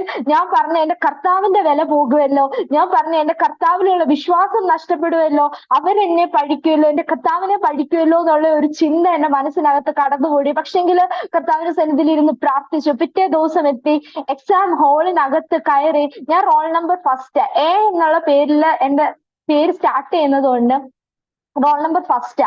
അപ്പൊ ഫസ്റ്റ് ക്വസ്റ്റ്യൻ പേപ്പർ കിട്ടേണ്ടത് എനിക്കാ. അപ്പം അന്നത്തെ ആ ഒരു റൊട്ടേഷൻ അനുസരിച്ച് ഏറ്റവും ലാസ്റ്റ് തൊട്ട് ക്വസ്റ്റ്യൻ പേപ്പർ റൊട്ടേറ്റ് ചെയ്ത് തുടങ്ങി. ക്വസ്റ്റ്യൻ പേപ്പർ കിട്ടുന്നവർ എന്റെ മുഖത്തേക്ക് നോക്കാൻ തുടങ്ങി. ഇതെന്തൊരു അത്ഭുതം എന്നുള്ള രീതിയിൽ ഞാൻ പറഞ്ഞ ക്വസ്റ്റ്യൻസ് അതുപോലെ തന്നെ അങ്ങോട്ടോ ഇങ്ങോട്ടോ മാറ്റമില്ലാതെ ആ ക്വസ്റ്റ്യൻ പേപ്പറിനകത്ത് പ്രിന്റ് ചെയ്ത് വരുവാനിടയായി തീർന്നു. അപ്പൊ തൊട്ട് അവർക്ക് മനസ്സിലായി അക്സയുടെ കർത്താവിന് എന്തൊക്കെയോ പ്രവർത്തിക്കാൻ സാധിക്കും. അന്ന് ഞാൻ ആ എക്സാംസ് എഴുതി. ആ ഒരു ഇയറിൽ എനിക്ക് ഏറ്റവും കൂടുതൽ മാർക്ക് കിട്ടിയ സബ്ജക്റ്റ് ആയിരുന്നു ഫാർമക്കോ തെറാപ്യൂട്ടിക്സ് എന്ന് പറയുന്നത്. ആ ഒരു ഇയറിൽ യൂണിവേഴ്സിറ്റിയിലും എനിക്ക് അതിന് റാങ്ക് കിട്ടുവാൻ തക്കവണ്ണം ദൈവം സഹായിച്ചു. ആ ഒരു ഇയറിൽ കർത്താവിനെ വളരെ അനുഗ്രഹിച്ച ഒരു വർഷമായിരുന്നു. ഡിസ്റ്റിങ്ഷനോട് കൂടി പാസ്സാകുവാൻ ദൈവനെ ഇടയാക്കി. അപ്പം പിറ്റേ ദിവസം തൊട്ട് എന്റെ കൂടെയുള്ള ഫ്രണ്ട്സ്, എന്നെ കളിയാക്കിയ ഫ്രണ്ട്സ് തിരിച്ചു വന്ന് എന്നോട് ചോദിച്ചു, അക്സേ സ്വപ്നത്തില് കർത്താവ് വല്ല ക്വസ്റ്റ്യൻ പേപ്പർ കാണിച്ചു തന്നായിരുന്നോ? അടുത്ത ദിവസം എന്തായിരിക്കും ക്വസ്റ്റ്യൻ വരുന്നതെന്നുള്ള ഒരു ചോദ്യം ചോദിക്കത്തക്ക രീതിയിൽ കർത്താവ് ആ സിറ്റുവേഷനെ മാറ്റിമറിക്കുവാൻ ഇടയായി തീർന്നു. ശരിക്കും പറഞ്ഞ ജീവിതത്തിൽ അങ്ങനെ എക്സാം എഴുതി ഫൈനൽ ഇയർ വരെ പാസ്സായ ഒരു വ്യക്തിയാണ് ഞാൻ. ഫൈനൽ ഇയർ കഴിയുന്ന സമയത്ത് ഞങ്ങൾക്ക് പ്രൊജക്ടിന്റെ തീസിസ് സബ്മിറ്റ് ചെയ്യേണ്ട ഒരു ആവശ്യമുണ്ട്. അപ്പം ആ ഒരു 2019-2020 ഇത് നടക്കുന്നത്. അപ്പം കോവിഡ് ഭയങ്കര കൂടി നിൽക്കുന്ന സമയം. മമ്മി സൗദിയിലായിരിക്കുന്നു. ഏകദേശം ഒരാഴ്ചക്കാലത്തോളം ഞങ്ങൾക്ക് മമ്മീനെ കോണ്ടാക്ട് ചെയ്യും. ഞാൻ കോവിഡ് സംബന്ധമായിട്ട് നാട്ടിലേക്ക് കടന്നു വന്നു. ഭവനത്തിനകത്ത് ഞങ്ങൾ മാത്രമേ ഉള്ളൂ, ഞാനും എന്റെ സഹോദരിയും അപ്പേ മാത്രമേ ഉള്ളൂ. ആ ഒരു സമയത്ത് ഏകദേശം 1 വീക്കോളം മമ്മീനെ കോണ്ടാക്ട് ചെയ്യാൻ പറ്റുന്നില്ല, മമ്മീനെ വിളിച്ചിട്ട് കിട്ടുന്നില്ല. കോവിഡ് ഭയങ്കര കൂടി നിൽക്കുന്നതായ സമയം. അപ്പം ഞങ്ങൾ വിചാരിച്ചു ഞങ്ങൾക്ക് ഞങ്ങളുടെ മമ്മീനെ നഷ്ടപ്പെട്ടു, ഇനി ഞങ്ങൾക്ക് മമ്മീനെ തിരിച്ചു കിട്ടത്തില്ല. കർത്താവിന്റെ സന്നിധി കരയാൻ തുടങ്ങി. അന്ന് ദൈവം എനിക്ക് കരയാൻ കിട്ടിയ ഒരു വാക്കെന്ന് പറയുന്നത്, ദൈവമേ, മക്കളുടെ നന്മ കാണാതെ, തലമുറയുടെ നന്മ കാണാതെ മാതാപിതാക്കൾക്കൊന്നും സംഭവിക്കുവാൻ ഇടയാവരുതേ. അവരുടെ നന്മ കണ്ട് സന്തോഷിച്ച് കർത്താവിന്റെ സന്നിധിയിൽ ജീവിച്ചു മരിക്കുവാൻ എന്റെ മാതാപിതാക്കൾക്ക് ഇടയാക്കി തീർക്കണേ എന്നുള്ള ഒരു പ്രാർത്ഥന അന്ന് ഞാനും എന്റെ സഹോദരിയും കൂടെ കരം പിടിച്ചിരുന്നു മുറിക്കകത്തിരുന്ന് പ്രാർത്ഥിക്കുവാൻ ഇടയായി തീർന്നു. പിന്നീടാണ് ഞങ്ങൾ അറിഞ്ഞത് മമ്മിക്ക് കോവിഡ് ഡ്യൂട്ടി ഇട്ടു, മമ്മി കോവിഡ് പോസിറ്റീവ് ആയി, ക്വാറന്റൈൻ ആയി. മമ്മീനെ വിളിക്കാൻ ഒരു സാഹചര്യവും ഇല്ല. ആ ഒരു സമയത്ത് ഇടയ്ക്ക് എപ്പോഴോ മമ്മി ഞങ്ങളെ വീഡിയോ കോൾ ചെയ്തു. വീഡിയോ കോൾ ചെയ്തതായ സമയത്ത് എന്റെ സഹോദരി എന്റെ അടുത്ത് വന്നെന്ന് പറഞ്ഞു, ചേച്ചി നമുക്കിനി മമ്മീനെ കാണാൻ പറ്റത്തില്ലായിരിക്കും, ചേച്ചി ആ വീഡിയോ ഒന്ന് റെക്കോർഡ് ചെയ്ത് വെക്കുമോ എന്ന് ചോദിച്ചു. അപ്പൊ ഞാൻ ആ വീഡിയോ റെക്കോർഡ് ചെയ്യാൻ തുടങ്ങി. ഞങ്ങളുടെ മമ്മീനെ ഞങ്ങളുടെ വിചാരത്തില് ഞങ്ങളുടെ മമ്മീനെ ഇനി ഞങ്ങൾക്ക് തിരിച്ചു കിട്ടത്തില്ല, മമ്മി ഇനി നാട്ടിലോട്ട് വരത്തില്ല, മമ്മി അവിടെ തന്നെ നിന്ന് മരിച്ചു പോകും എന്നുള്ള ഒരു ചിന്തയില് മമ്മി ഞങ്ങളെ വിളിക്കുന്നതായ ഓരോ വീഡിയോസും റെക്കോർഡ് ചെയ്ത് വെക്കാൻ തുടങ്ങി. ഞങ്ങൾക്ക് ഞങ്ങളുടെ മമ്മീനെ ഇനി കാണണം. ആ ഒരു കാര്യം ഓർക്കുമ്പോൾ വളരെ വിഷമവും വളരെ സങ്കടവും ഉണ്ട്. കാരണം എന്താന്ന് വെച്ചാൽ ജീവിതത്തില് ഇനി ഞങ്ങൾക്ക് ഒരു മാതാവിനെ കിട്ടത്തില്ല, ഇനി ഞങ്ങൾക്ക് വേണ്ടി സപ്പോർട്ട് ചെയ്യാൻ ഒരു മാതാവ് ഉണ്ടാവത്തില്ല എന്ന് തിരിച്ചറിഞ്ഞതായ നിമിഷം ശരിക്കും പറഞ്ഞാൽ വളരെ സ്ട്രഗ്ലിംഗ് ആയിരുന്നു. കോവിഡ് വന്ന ആൾക്കാരൊന്നും തിരിച്ച് ലൈഫിലേക്ക് കടന്നു വരുന്നില്ല. കോവിഡ് വന്നവരൊക്കെ മരിക്കുന്നതായ ഒരു സിറ്റുവേഷൻ. മരുന്ന് കണ്ടുപിടിച്ചിട്ടില്ല. എങ്ങനെ മുൻപോട്ട് തരണം ചെയ്യുമെന്ന് അറിയത്തില്ല. ഞങ്ങൾ റെക്കോർഡ് ചെയ്ത് എടുത്തു വെച്ച വീഡിയോസ് എല്ലാം എന്റെ ലാപ്ടോപ്പിനകത്ത് ഞാൻ ഒരു ഫോൾഡർ ആക്കി വെച്ചു. ഞങ്ങളുടെ മമ്മിയുടെ ഒരു ഓർമ്മ പോലെ ഫോൾഡർ ആക്കി വെച്ചു. പക്ഷേ കർത്താവിന്റെ സന്നിധി വിട്ടുകൊടുക്കാൻ റെഡി അല്ലായിരുന്നു. കർത്താവിന്റെ സന്നിധി ഇരുന്ന് പ്രാർത്ഥിച്ചു, ദൈവമേ ഞങ്ങൾക്ക് ഞങ്ങളുടെ മാതാവിനെ തിരിച്ചു വേണം. ഞങ്ങൾക്ക് ആകെ ഞങ്ങളുടെ ലൈഫിൽ അപ്പം ഞങ്ങൾക്ക് ഞങ്ങളുടെ മമ്മീനെ നഷ്ടപ്പെട്ട ഞങ്ങളുടെ ജീവിതം ഫുള്ള് താളം തെറ്റും. പപ്പ ഫുള്ളി ഔട്ട് ആകും. അതേപോലെ ഞങ്ങൾക്ക് ഞങ്ങളുടെ വിദ്യാഭ്യാസം കണ്ടിന്യൂ ചെയ്യാൻ പറ്റത്തില്ല.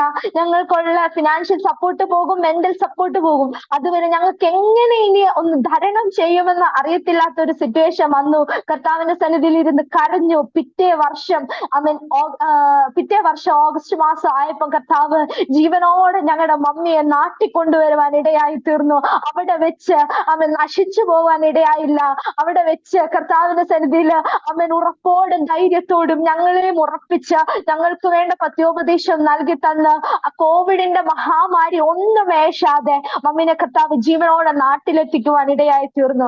ആ ഒരു സമയത്തായിരുന്നു മമ്മി നാട്ടിൽ വന്ന ആ ഒരു സമയത്തായിരുന്നു എനിക്ക് ഫൈനൽ ഇയറിന്റെ എക്സാം നടക്കുന്നത്. അപ്പം എക്സാമിന്റെ സമയത്ത് മമ്മി നാട്ടിൽ വന്ന് ഒന്ന് ജസ്റ്റ് കണ്ടിട്ട് എനിക്ക് തിരിച്ച് ഞാൻ പഠിക്കുന്ന കോളേജിലേക്ക് കടന്നു പോകാനായിരുന്നു പ്ലാന്. അപ്പൊ മമ്മി നാട്ടിൽ വന്നു. മമ്മി കോവിഡ് ടെസ്റ്റ് ചെയ്തു. കോവിഡ് ടെസ്റ്റ് ചെയ്തപ്പം പെട്ടെന്നുള്ള RT-PCR കൊടുത്തു. അതിന്റെ റിസൾട്ട് 7 days കഴിഞ്ഞിട്ടേ വരുള്ളൂ. ആന്റിജൻ ടെസ്റ്റ് ചെയ്തു. ആന്റിജൻ ടെസ്റ്റ് നെഗറ്റീവ് ആയിരുന്നു. അതുകൊണ്ട് മമ്മി ഭവനത്തിലേക്ക് കടന്നു വന്നു. അങ്ങനെ ഞങ്ങള് ഭവനത്തിലായിരിക്കുന്നതായ സമയത്ത് 2 ദിവസം കഴിഞ്ഞപ്പോ ഞാൻ തിരിച്ച് കടന്നു പോകാം എന്നുള്ള ഒരു ചിന്തയിൽ ടിക്കറ്റ് എടുത്തു. ഞാൻ എറണാകുളം വരെ കടന്നു ചെന്നപ്പോഴത്തേക്കിന് ട്രെയിൻ മിസ്സായിപ്പോയി. അപ്പം ആ ട്രെയിൻ മിസ്സായി തിരിച്ച് ഞാൻ വീണ്ടും ഭവനത്തിലേക്ക് കടന്നു വരുന്ന സമയത്താണ് അറിഞ്ഞത് മമ്മി വീണ്ടും കോവിഡ് പോസിറ്റീവായി. അങ്ങനെ ഞങ്ങൾക്ക് ഭവനത്തിൽ നിന്ന് പുറത്തിറങ്ങാൻ കഴിയത്തില്ല. എനിക്ക് എക്സാമിന് പഠിക്കാൻ കഴിയത്തില്ല. എക്സാമിന് പോവാൻ കഴിയത്തില്ല. എന്റെ പ്രൊജക്ട് വർക്ക് 6 മാസം കൊണ്ട് കംപ്ലീറ്റ് ആക്കേണ്ട പ്രൊജക്ട് വർക്ക് എവിടെയും എത്താതെ നിൽക്കുന്നു. എനിക്ക് മുന്നേ പിള്ളേരെല്ലാം കടന്നു. ഞാൻ മമ്മീനെ വെയിറ്റ് ചെയ്യുന്നു. മമ്മീനെ ഒന്ന് കണ്ടിട്ട് കടന്നു പോകാം എന്നുള്ള രീതിയിൽ മമ്മീനെ വെയിറ്റ് ചെയ്തിരുന്നതാണ്. 1 മാസം പിന്നെ ഞാൻ നാട്ടിൽ തന്നെ ആയിരുന്നു. എനിക്ക് പഠിക്കാൻ പറ്റിയില്ല. ഒരു കാര്യങ്ങളും ചെയ്യാൻ പറ്റിയില്ല. വീണ്ടും കർത്താവിന്റെ സന്നിധിയിൽ വീണ്ടും കരച്ചിലും നിലവിളിയുമായി അന്ന് ഞാൻ ഫേസ്ബുക്കിലൂടെ ലൈവ് ചെയ്യുന്നതായ ഒരു സമയമാണ്. ലൈവ് മീറ്റിംഗ്സ് ഒക്കെ കൊടുക്കുന്നുണ്ട്. കർത്താവ് വളരെ ഒരു ഉറപ്പോട് കൂടി ദൈവം എന്നെ നടത്താൻ തുടങ്ങി. അത്രയും ഒരു സ്ട്രഗ്ലിംഗ് പീരീഡിലും ഞാൻ മെസ്സേജസ് കൊടുക്കുന്നത് നിർത്തിയില്ല. കർത്താവിന്റെ സന്നിധി പ്രാർത്ഥിക്കുന്നത് നിർത്തിയില്ല. പഠിക്കാനുള്ള സമയത്തിനേക്കാൾ ഉപരി മെസ്സേജസ് പ്രിപ്പയർ ചെയ്യാനും ദൈവസന്നിധി കരയാനും ഉള്ള ഒരു സമയം കണ്ടെത്തി. മമ്മി അന്ന് കോവിഡ് പോസിറ്റീവായി വേറൊരു സ്ഥലത്തേക്ക് കടന്നുപോയി. ഞങ്ങളുടെ പഞ്ചായത്തിൽ ആദ്യം കോവിഡ് പോസിറ്റീവ് ആകുന്ന വ്യക്തിയാണ് ഞങ്ങളുടെ മമ്മി. വളരെ സ്വീകരണത്തോടു കൂടിയായിരുന്നു മമ്മീനെ ആംബുലൻസിൽ കോവിഡിന്റെ ആ ഒരു ട്രീറ്റ്മെന്റ് സെന്ററിലേക്ക് കൊണ്ടുപോയത്. അപ്പം ഞങ്ങൾ വീണ്ടും ഭവനത്തിനകത്ത് ഒറ്റയ്ക്കായി. വീണ്ടും ഞങ്ങൾക്ക് കോവിഡ് വരുമെന്നുള്ള ഒരു ചിന്തയായി. എനിക്ക് എക്സാം എഴുതാൻ പറ്റത്തില്ല എന്ന് ഞാൻ തന്നെ മനസ്സിൽ തീരുമാനിച്ചു. ഇനി ഒരു 3 ആഴ്ചയും കൂടെ എക്സാമിനുള്ളൂ. മമ്മിയുടെ കഴിഞ്ഞിട്ട് മമ്മി നെഗറ്റീവ് ആകണം. ഞങ്ങളുടെ ക്വാറന്റൈൻ കഴിയണം. ഞങ്ങളുടെ ടെസ്റ്റ് എടുക്കണം. ഞങ്ങളും നെഗറ്റീവ് ആണ് എന്ന് കണ്ടാൽ മാത്രമേ എനിക്ക് തിരിച്ച് കയറി പോകാൻ പറ്റത്തുള്ളൂ. അപ്പം എന്റെ എക്സാംസ് ഒന്നും എനിക്ക് കംപ്ലീറ്റ് ചെയ്യാൻ പറ്റത്തില്ല. പ്രൊജക്ട് കംപ്ലീറ്റ് ചെയ്യാൻ പറ്റത്തില്ല. പക്ഷെ കർത്താവിന്റെ സന്നിധിയിൽ ഇരുന്ന് കരഞ്ഞു. കർത്താവാണ് എന്നെ കോഴ്സിന് വിട്ടതെന്നുണ്ടെങ്കിൽ കർത്താവ് ഈ കാര്യങ്ങളൊക്കെ ഭംഗിയായി ചെയ്യുമെന്നുള്ള ഒരു ഉറച്ച ധൈര്യവും വിശ്വാസവും ദൈവം ആ ഒരു സമയത്ത് ജീവിതത്തിനകത്ത് നൽകി തന്നു. തളർന്നു പോയില്ല. കർത്താവിന്റെ സന്നിധി പ്രാർത്ഥിച്ചുകൊണ്ടിരുന്നു. മമ്മിയുടെ കൂടെ കിടന്നുറങ്ങി ഞാനും എന്റെ അനിയത്തിയും കോവിഡ് നെഗറ്റീവായി. ഇത് കോവിഡിന്റെ പ്രശ്നങ്ങളൊന്നും ഏശാതെ കർത്താവ് വീണ്ടും ഞാൻ ട്രെയിനിന്റെ ടിക്കറ്റ് ബുക്ക് ചെയ്ത് ഞാൻ വീണ്ടും കടന്നുപോയി. അവിടെ ചെന്ന് എനിക്ക് പഠിച്ചിട്ടൊന്നും മനസ്സിലാവുന്നില്ല. കുറെ നാളുകൾക്ക് ശേഷമാണ് ഞാൻ ബുക്ക് എടുത്ത് പഠിക്കുന്നത്. ഒരു കാര്യങ്ങളും മനസ്സിലാവുന്നില്ല. ഒരു കാര്യങ്ങളും എന്റെ പ്രൊജക്ട് ബാക്കിയുള്ള ആൾക്കാരെല്ലാം പ്രൊജക്ടിന്റെ തീസിസ് വർക്ക് കംപ്ലീറ്റ് ചെയ്ത് പ്രിന്റ് ചെയ്യാൻ കൊടുത്തു. അപ്പോഴും ഞാൻ എന്റെ പ്രൊജക്ട് കംപ്ലീറ്റ് ചെയ്തിട്ടില്ല. ഒരു കാര്യങ്ങൾ ഒരു വർക്ക് പോലും ചെയ്തിട്ടില്ല. എന്ത് ചെയ്യണമെന്ന് അറിയത്തില്ല. ആ ഒരു സമയത്ത് കർത്താവിന്റെ സന്നിധിയിൽ ഇരുന്ന് പ്രാർത്ഥിച്ചു, ദൈവമേ ഇനി മുൻപോട്ട് എങ്ങനെയാണ്. അപ്പം ഞാൻ എന്റെ പ്രൊജക്ട് ഡിപ്പാർട്ട്മെന്റിലെ ആളെ ചെന്ന് കണ്ടു. സാറിന്റെ അടുത്ത് ഞാൻ പറഞ്ഞു, ഇന്ന പോലെ എന്റെ മമ്മി കോവിഡ് പോസിറ്റീവ് ആയിരുന്നു, അതുകൊണ്ടാണ് എനിക്കിത് ചെയ്യാൻ കഴിയാഞ്ഞതെന്ന് പറഞ്ഞപ്പോ പുള്ളി എന്റെ അടുത്ത് പറഞ്ഞു, സാരമില്ല അക്സേ, നമുക്ക് നോക്കാം. നീ ആദ്യം എക്സാമിന് ഇരുന്ന് പഠിക്ക്. എക്സാമിന് പഠിച്ചതിന് ശേഷം നമുക്ക് പ്രൊജക്ടിന്റെ കാര്യങ്ങൾ ചെയ്യാം. ഞാൻ നിന്നെ ഹെൽപ്പ് ചെയ്യാമെന്ന് ആ ഒരു ഒരു ആൾ എൻ്റെ അടുത്ത് ഇങ്ങോട്ട് പറഞ്ഞു, അതുവരെ പ്രൊജക്ട് വർക്ക് ചെയ്ത ഒരു കുഞ്ഞുങ്ങൾക്ക് പോലും ഒരു ലെറ്റർ പോലും ടൈപ്പ് ചെയ്യാൻ പുള്ളി ഹെൽപ്പ് ചെയ്തിട്ടില്ല.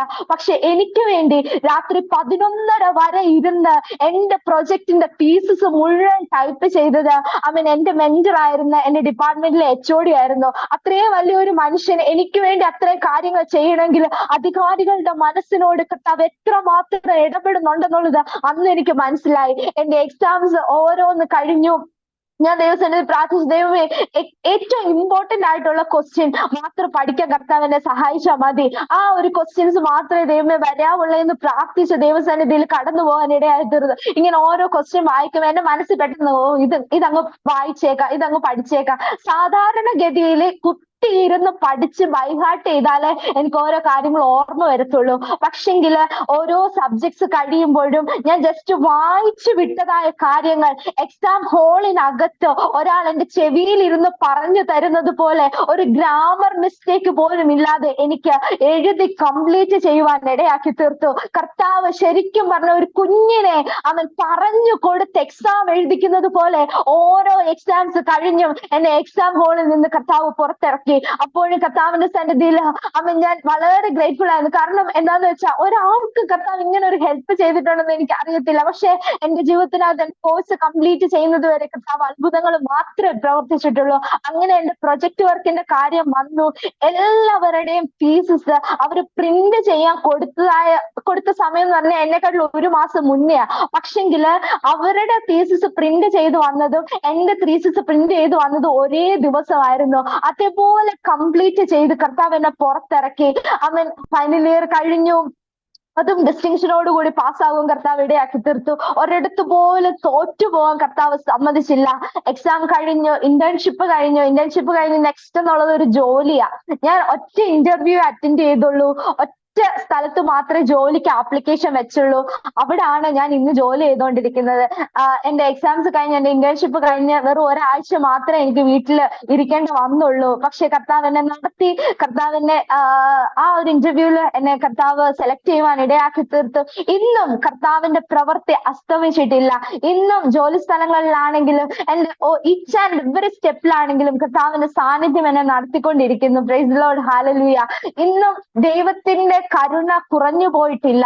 ദൈവത്തിന്റെ അത്ഭുതങ്ങൾ വറ്റിപ്പോയിട്ടില്ല എന്ന് ദൈവം എന്റെ ജീവിതത്തിലൂടെ കാണിച്ചുകൊണ്ടിരിക്കുന്നു. പിന്നെയും എനിക്ക് പറയാനുള്ള ഒരു കാര്യം, ദർശനം ജീവിതത്തിനകത്ത് ലഭിച്ചിട്ടുണ്ടെങ്കിൽ ജീവിതത്തിനകത്ത് പ്രതികൂലങ്ങൾ അനവധിയാണ്, പ്രതിസന്ധികൾ അനവധിയാണ്. പക്ഷെ വീണു പോകാനോ നിലംപരിചായി പോകാനോ കർത്താവ് നമ്മളെ സമ്മതിക്കത്തില്ല.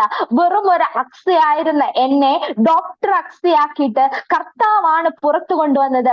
ഇന്നും ഞാൻ വിശ്വസിക്കുന്നു ദൈവത്തിന് എന്നെ കൊണ്ട് വലിയ കാര്യങ്ങളെ ചെയ്യുവാനുണ്ട്. ഇംഗ്ലീഷിന് ഒരു കാര്യം പോലും സംസാരിക്കുവാൻ അറിയത്തില്ലാത്ത എന്നെ കർത്താവ് പുറത്തു കൊണ്ടുവന്നു. IELTS നല്ല മാർക്കോട് കൂടി പാസ്സാകുവാൻ ദൈവം സമ്മതിച്ചു. എന്റെ ജീവിതത്തിനകത്ത് തീസിസ് പ്രസന്റേഷനിലൊക്കെയും ഒരു മിസ്റ്റേക്ക് പോലും വരാതെ നിന്റെ ഇംഗ്ലീഷ് വളരെ നല്ലതാണെന്ന് എക്സ്റ്റേണലിനെ കൊണ്ട് പറയിപ്പിക്കത്തക്ക രീതിയിലാണ് കർത്താവ് എന്നെ കോളേജിൽ നിന്ന് ചില കാര്യങ്ങളെ പഠിപ്പിച്ച് പുറത്തെടുക്കുവാൻ ഇടയായി തീർന്നത്. ആ കർത്താവ് ഇന്നും അടിയനെ നടത്തിക്കൊണ്ടിരിക്കുന്നു. വീണ്ടും തുടർന്നും ഞാൻ വിശ്വസിക്കുന്നു ദൈവഹിത പ്രകാരമുള്ള ഭാവി ജീവിതം തന്നെ ദൈവം എന്റെ ജീവിതത്തിനകത്ത് നൽകി തരും. ദൈവഹിത പ്രകാരമുള്ള സ്ഥലത്ത് തന്നെ ദൈവം എന്നെ കൊണ്ടെത്തിക്കും. വീണ്ടും ദൈവത്തിന് വേണ്ടി അധികം പ്രയോജനപ്പെടുവാൻ അടിയനെയും അടിയന്റെ ഫാമിലിയും കർത്താവ് സഹായിക്കുമെന്ന് ഉറച്ചു വിശ്വസിക്കുന്നു.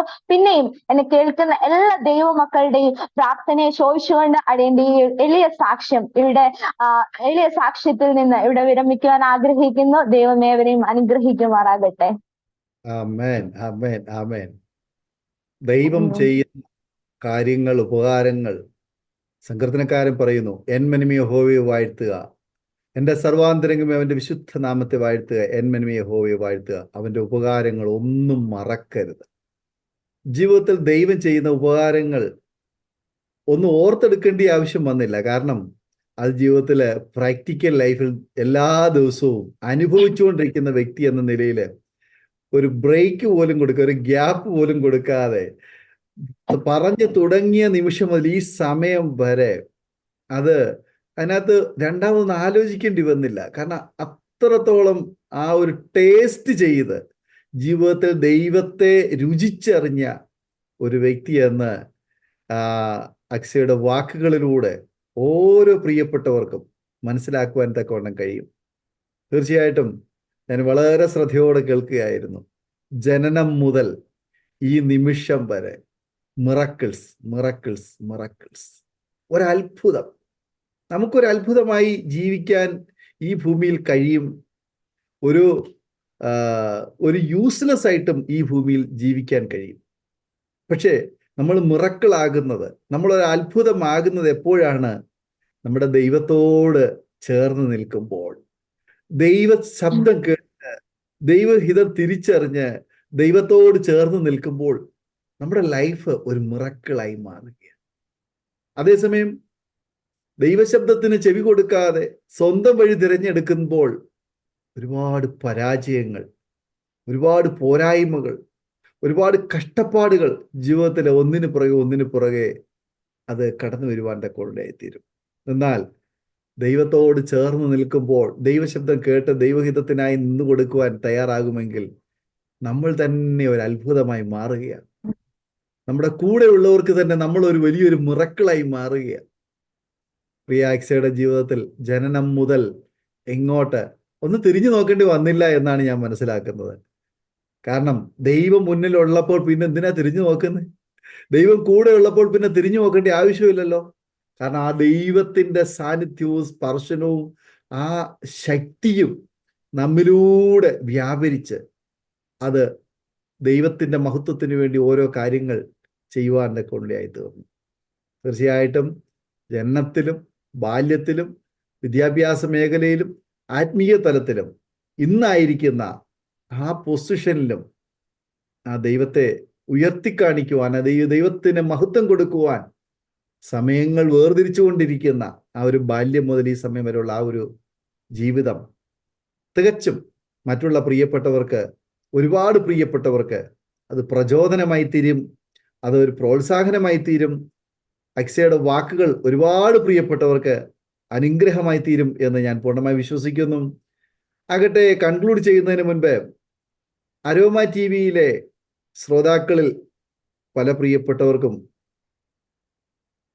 അവരുടെ കുഞ്ഞുങ്ങളോടുള്ള ബന്ധത്തിൽ അക്സ പ്രാരംഭത്തിൽ ഓർപ്പിച്ചു, കരഞ്ഞു പ്രാർത്ഥിക്കുന്ന ഒരമ്മ, മക്കൾക്ക് വേണ്ടി വളരെ കണ്ണുനീരൊഴുക്കുന്ന പ്രാർത്ഥിക്കുന്ന മാതാപിതാക്കന്മാരെ കുറിച്ച് പറഞ്ഞു.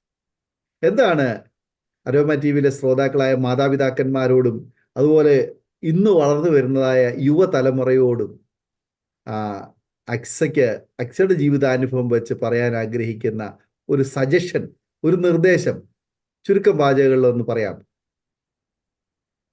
ശരിക്കും പറഞ്ഞ ഒരു ദൈവവൈതലിനെ സംബന്ധിച്ചിടത്തോളം ആ കുഞ്ഞിന്റെ ആത്മീക ജീവിതത്തില് അവർക്കുള്ള ഒരു മാതൃക എന്ന് പറയുന്ന അവരുടെ മാതാപിതാക്കളാണ്. പ്രാർത്ഥിക്കുന്ന മാതാപിതാക്കളുടെ കുഞ്ഞുങ്ങൾ, അല്ലെങ്കിൽ ശിക്ഷണത്തിൽ വളർത്തുന്ന ഒരു മാതാപിതാക്കളുടെ കുഞ്ഞുങ്ങൾ ഒരിക്കലും നശിച്ചു പോകത്തില്ല. കാരണം അവർക്ക് ഒന്നാമത് അവരുടെ മാതാപിതാക്കളെ ഭയമുണ്ടാകും, ബഹുമാനം ഉണ്ടാകും, ഒരു ആത്മീക ജീവിതത്തിന് ഒരു അടിത്തറ ഉണ്ടാകും. അതുകൊണ്ട് ഒരിക്കലും നശിച്ചു പോകാൻ ഇടയാക്കത്തില്ല. ജീവിതത്തിനകത്ത് കർത്താവ് നൽകി തരുന്ന തലമുറയെ പത്യോപദേശത്തിൽ തന്നെ വളർത്തണം. അവർക്ക് സ്നേഹം കൊടുക്കുന്നത് പോലെ തന്നെ ശിക്ഷണം കൊടുക്കണം. ചെറിയ കാര്യങ്ങൾക്കകത്ത് അവർക്ക് ഉപദേശങ്ങൾ നൽകി കൊടുക്കണം. അങ്ങനെ അവർക്ക് വേണ്ടി പ്രാർത്ഥിക്കണം. മെയിൻ ആയിട്ട് ആ ഒരു കാര്യമാണ്. അവർക്ക് ബുദ്ധി അല്പം ചിലപ്പോൾ പുറകോട്ടായിരിക്കാം, എന്നെ പോലെ ബുദ്ധി പുറകോട്ടായിരിക്കാം, അല്ലെങ്കിൽ ചിലപ്പം കുസൃതി കൂടുതലായിരിക്കാം. പക്ഷെ അവർക്ക് കൊടുക്കുന്ന പത്യോപദേശത്തെക്കാൾ ഉപരി, അവർക്ക് കൊടുക്കുന്ന ശിക്ഷണത്തെക്കാൾ ഉപരി അവർക്ക് വേണ്ടി കണ്ണുനീരൊഴുക്കാൻ റെഡി ആയിട്ടുണ്ടെങ്കിൽ ഉറപ്പായിട്ടും കർത്താവിന്റെ സന്നിധിയിൽ നിന്ന് ഈ തലമുറ അന്യപ്പെട്ടു പോകാൻ കർത്താവ് സമ്മതിക്കത്തില്ല. അതുപോലെ തന്നെ കുഞ്ഞുങ്ങളോട് എനിക്ക് പറയാനുള്ളത്, മാതാപിതാക്കളെ അനുസരിക്കണം, അവരെ ബഹുമാനിക്കണം. കാരണം എന്താന്ന് വെച്ചാൽ ഈ ഭൂമിയിലെ കാണപ്പെട്ട ദൈവങ്ങളാണ് മാതാപിതാക്കൾ.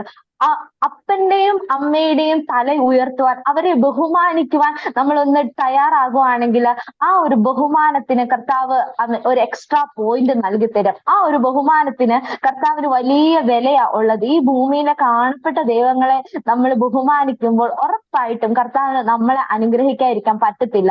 ദീർഘായുസ് കൊണ്ടും ദീർഘമായിട്ടുള്ള ചില നന്മകളെ കൊണ്ടും കർത്താവ് അനുഗ്രഹിക്കുക തന്നെ ചെയ്യും. ബൈബിളിലാണെങ്കിൽ എടുത്തു നോക്കിക്കഴിഞ്ഞാൽ മാതാപിതാക്കൾക്ക് അനുഗ്രഹമായിരുന്ന ഒരുപാട് മക്കളെ കാണാൻ ഇടയാവുന്നുണ്ട്.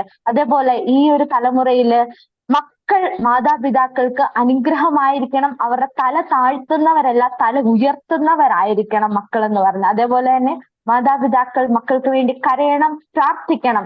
അതേപോലെ തന്നെ പത്യോപദേശത്തിലും ശിക്ഷണത്തിനും വേണം അവരെ വളർത്തുവാൻ. തീർച്ചയായിട്ടും നിങ്ങൾക്ക് ദീർഘായുസ് ഉണ്ടാകേണ്ടതിന് നിങ്ങളുടെ മാതാപിതാക്കന്മാരെ ബഹുമാനിക്കുക എന്ന് തിരുവെഴുത്തുകൾ നമ്മെ പഠിപ്പിക്കുന്നത് പോലെ തന്നെ തീർച്ചയായിട്ടും എല്ലാ കുഞ്ഞുങ്ങൾക്കും, വളർന്നു വരുന്ന പുതിയ തലമുറയ്ക്കും മാതാപിതാക്കന്മാരോടുള്ളതായ സ്നേഹവും ബഹുമാനവും ഉണ്ടാകേണ്ടത് അത്യന്താപേക്ഷിതമാണ്. അപ്പോൾ തന്നെ ഞാൻ ചിലപ്പോഴൊക്കെ പറയാറുണ്ട്, അടച്ചു വെച്ചിരിക്കുന്ന ആഹാരം പെട്ടെന്ന് കേടാകില്ല എന്ന്. കാരണം അടച്ച് സൂക്ഷിച്ച് അത് വെക്കുകയാണെങ്കിൽ അത് പെട്ടെന്ന് കേടാവത്തില്ല. അതേസമയം തുറന്ന് അത് ഓപ്പണായിട്ട് വെച്ചേക്കുകയാണെങ്കിൽ അതിനകത്ത് ഈച്ചയൊക്കെ വന്ന് പറ്റാനും ആഹാരം പെട്ടെന്ന് കേടാകുവാനും ഇതൊക്കെ ഇടയായിത്തീരും. പലപ്പോഴും നമ്മുടെ കുഞ്ഞുങ്ങളെ നമ്മുടെ സംരക്ഷണയിലും നമ്മുടെ കരുതലിനകത്തും നമ്മൾ വളർത്തിക്കൊണ്ടുവരികയാണെങ്കിൽ ആ കുഞ്ഞുങ്ങൾ നേരായ നിലയിൽ വളർന്നു വരുവാൻ തക്കവണ്ണം ഇടയായിത്തീരും. ഈ ഗാർഡനിലൊക്കെ ഒരുപാട് വൃക്ഷങ്ങളുണ്ട്, അല്ലെങ്കിൽ ഗാർഡനിലൊക്കെ നമ്മൾ പോകുമ്പോൾ ചെടികളൊക്കെ ഷെയ്പ്പ് ചെയ്ത് ഇങ്ങനെ നിർത്തിയിരിക്കുന്നത് കാണാൻ കഴിയും. എത്ര ഭംഗിയാണ് ആ ഷെയ്പ്പ് ചെയ്ത് നിർത്തിയിരിക്കുന്ന ആ ചെടികൾ കാണാൻ കഴിയുന്നത്. അതേസമയം ഒരു ഷെയ്പ്പും ചെയ്യാതെ നിർത്തിയിരിക്കുന്ന മരങ്ങൾ അവിടെ ഉണ്ടാവും. അതിനെ കാണാൻ ഒരു ഭംഗിയും കാണത്തില്ല. അതിങ്ങനെ പടർന്ന് വല്ലാതെ വളർന്ന് എങ്ങോട്ടെങ്കിലുമൊക്കെ ഒരു ഷെയ്പ്പും ഇല്ലാതെ നിൽക്കുന്നത് കാണാൻ കഴിയും. തീർച്ചയായിട്ടും അടച്ചു വച്ചിരിക്കുന്ന ഒരു ഭക്ഷണം പോലെയോ അല്ലെങ്കിൽ ഷെയ്പ്പ് ചെയ്തതായ ഒരു ചെടി പോലെ അല്ലെങ്കിൽ ഒരു വൃക്ഷം പോലെയോ നമ്മുടെ കുഞ്ഞുങ്ങൾ നമ്മുടെ വീട്ടിനകത്ത് മാതാപിതാക്കന്മാരുടെ ഏറ്റവും അധികം ശ്രദ്ധയോടുകൂടി അവരെ കൊണ്ടുവരികയാണെങ്കിൽ അവരെ ബഹുമാനിക്കുകയും മാതാപിതാക്കന്മാരെ സ്നേഹിക്കുകയും മുതിർന്നവരെ ബഹുമാനിക്കുകയും ദൈവഭയമുള്ള കുഞ്ഞുങ്ങളുമായി തീരുമെന്നുള്ള കാര്യത്തിന് യാതൊരു സംശയവുമില്ല. കർത്താവ് നമ്മെ എല്ലാവരെയും സഹായിക്കുമാറാകട്ടെ. ഇന്ന് നമ്മോട് ഒരുമിച്ച് കർത്താവിൻ്റെ ദാസി ഡോക്ടർ അക്സ ആണ് സംസാരിച്ചു കൊണ്ടിരുന്നത്. തനിക്ക് ഉള്ളതായ തൻ്റെ അനുഭവങ്ങൾ ദൈവനാമ മഹത്വത്തിന് വേണ്ടി പങ്കുവയ്ക്കുവാൻ തക്കോടെയായി തോർന്നു. ഇന്നത്തെ പൊതുസമൂഹത്തിന് ഒരുപാട് കാര്യങ്ങൾ അറിയേണ്ടതായിട്ടുണ്ട്. ഒരു ഡോക്ടർ എന്ന നിലയിൽ എന്തെങ്കിലും നിർദ്ദേശങ്ങൾ പറയാൻ ആഗ്രഹിക്കുന്നുണ്ടോ? ഉണ്ടെങ്കിൽ ഒരു വാക്കിൽ പറയാം. ഇന്നത്തെ സിറ്റുവേഷൻസിൽ എല്ലാവരും കോവിഡ് ഒക്കെ കഴിഞ്ഞു, എല്ലാം തീർന്നു എന്നുള്ള ഒരു ചിന്തയിൽ ഇരിക്കുവാണ്. പക്ഷെങ്കില് കഴിഞ്ഞിട്ടില്ല, വീണ്ടും ഓരോ വേരിയൻസ് വന്നുകൊണ്ടിരിക്കുകയാണ്. നമ്മൾ നമ്മളെ തന്നെ സൂക്ഷിക്കണം. നമ്മളുടെ ആരോഗ്യം അത് ശരിക്കും നമ്മളുടെ കയ്യിൽ തന്നെ ഉള്ളതാ. നമ്മളുടെ ഭക്ഷണങ്ങള് എല്ലാ കാര്യങ്ങളും ഒന്ന് പൗലോസ് പറയുന്നുണ്ട്, സകലത്തിൽ എനിക്ക് കർത്തവ്യമുണ്ട്, എന്നാൽ സകലവും എനിക്ക് പ്രയോജനപ്രദമല്ല എന്നുള്ളൊരു കാര്യം പറയുന്നുണ്ട്. ഇപ്പോഴത്തെ നമ്മളുടെ ഭക്ഷണ രീതിയൊക്കെ ഭയങ്കര പൂറാണ്.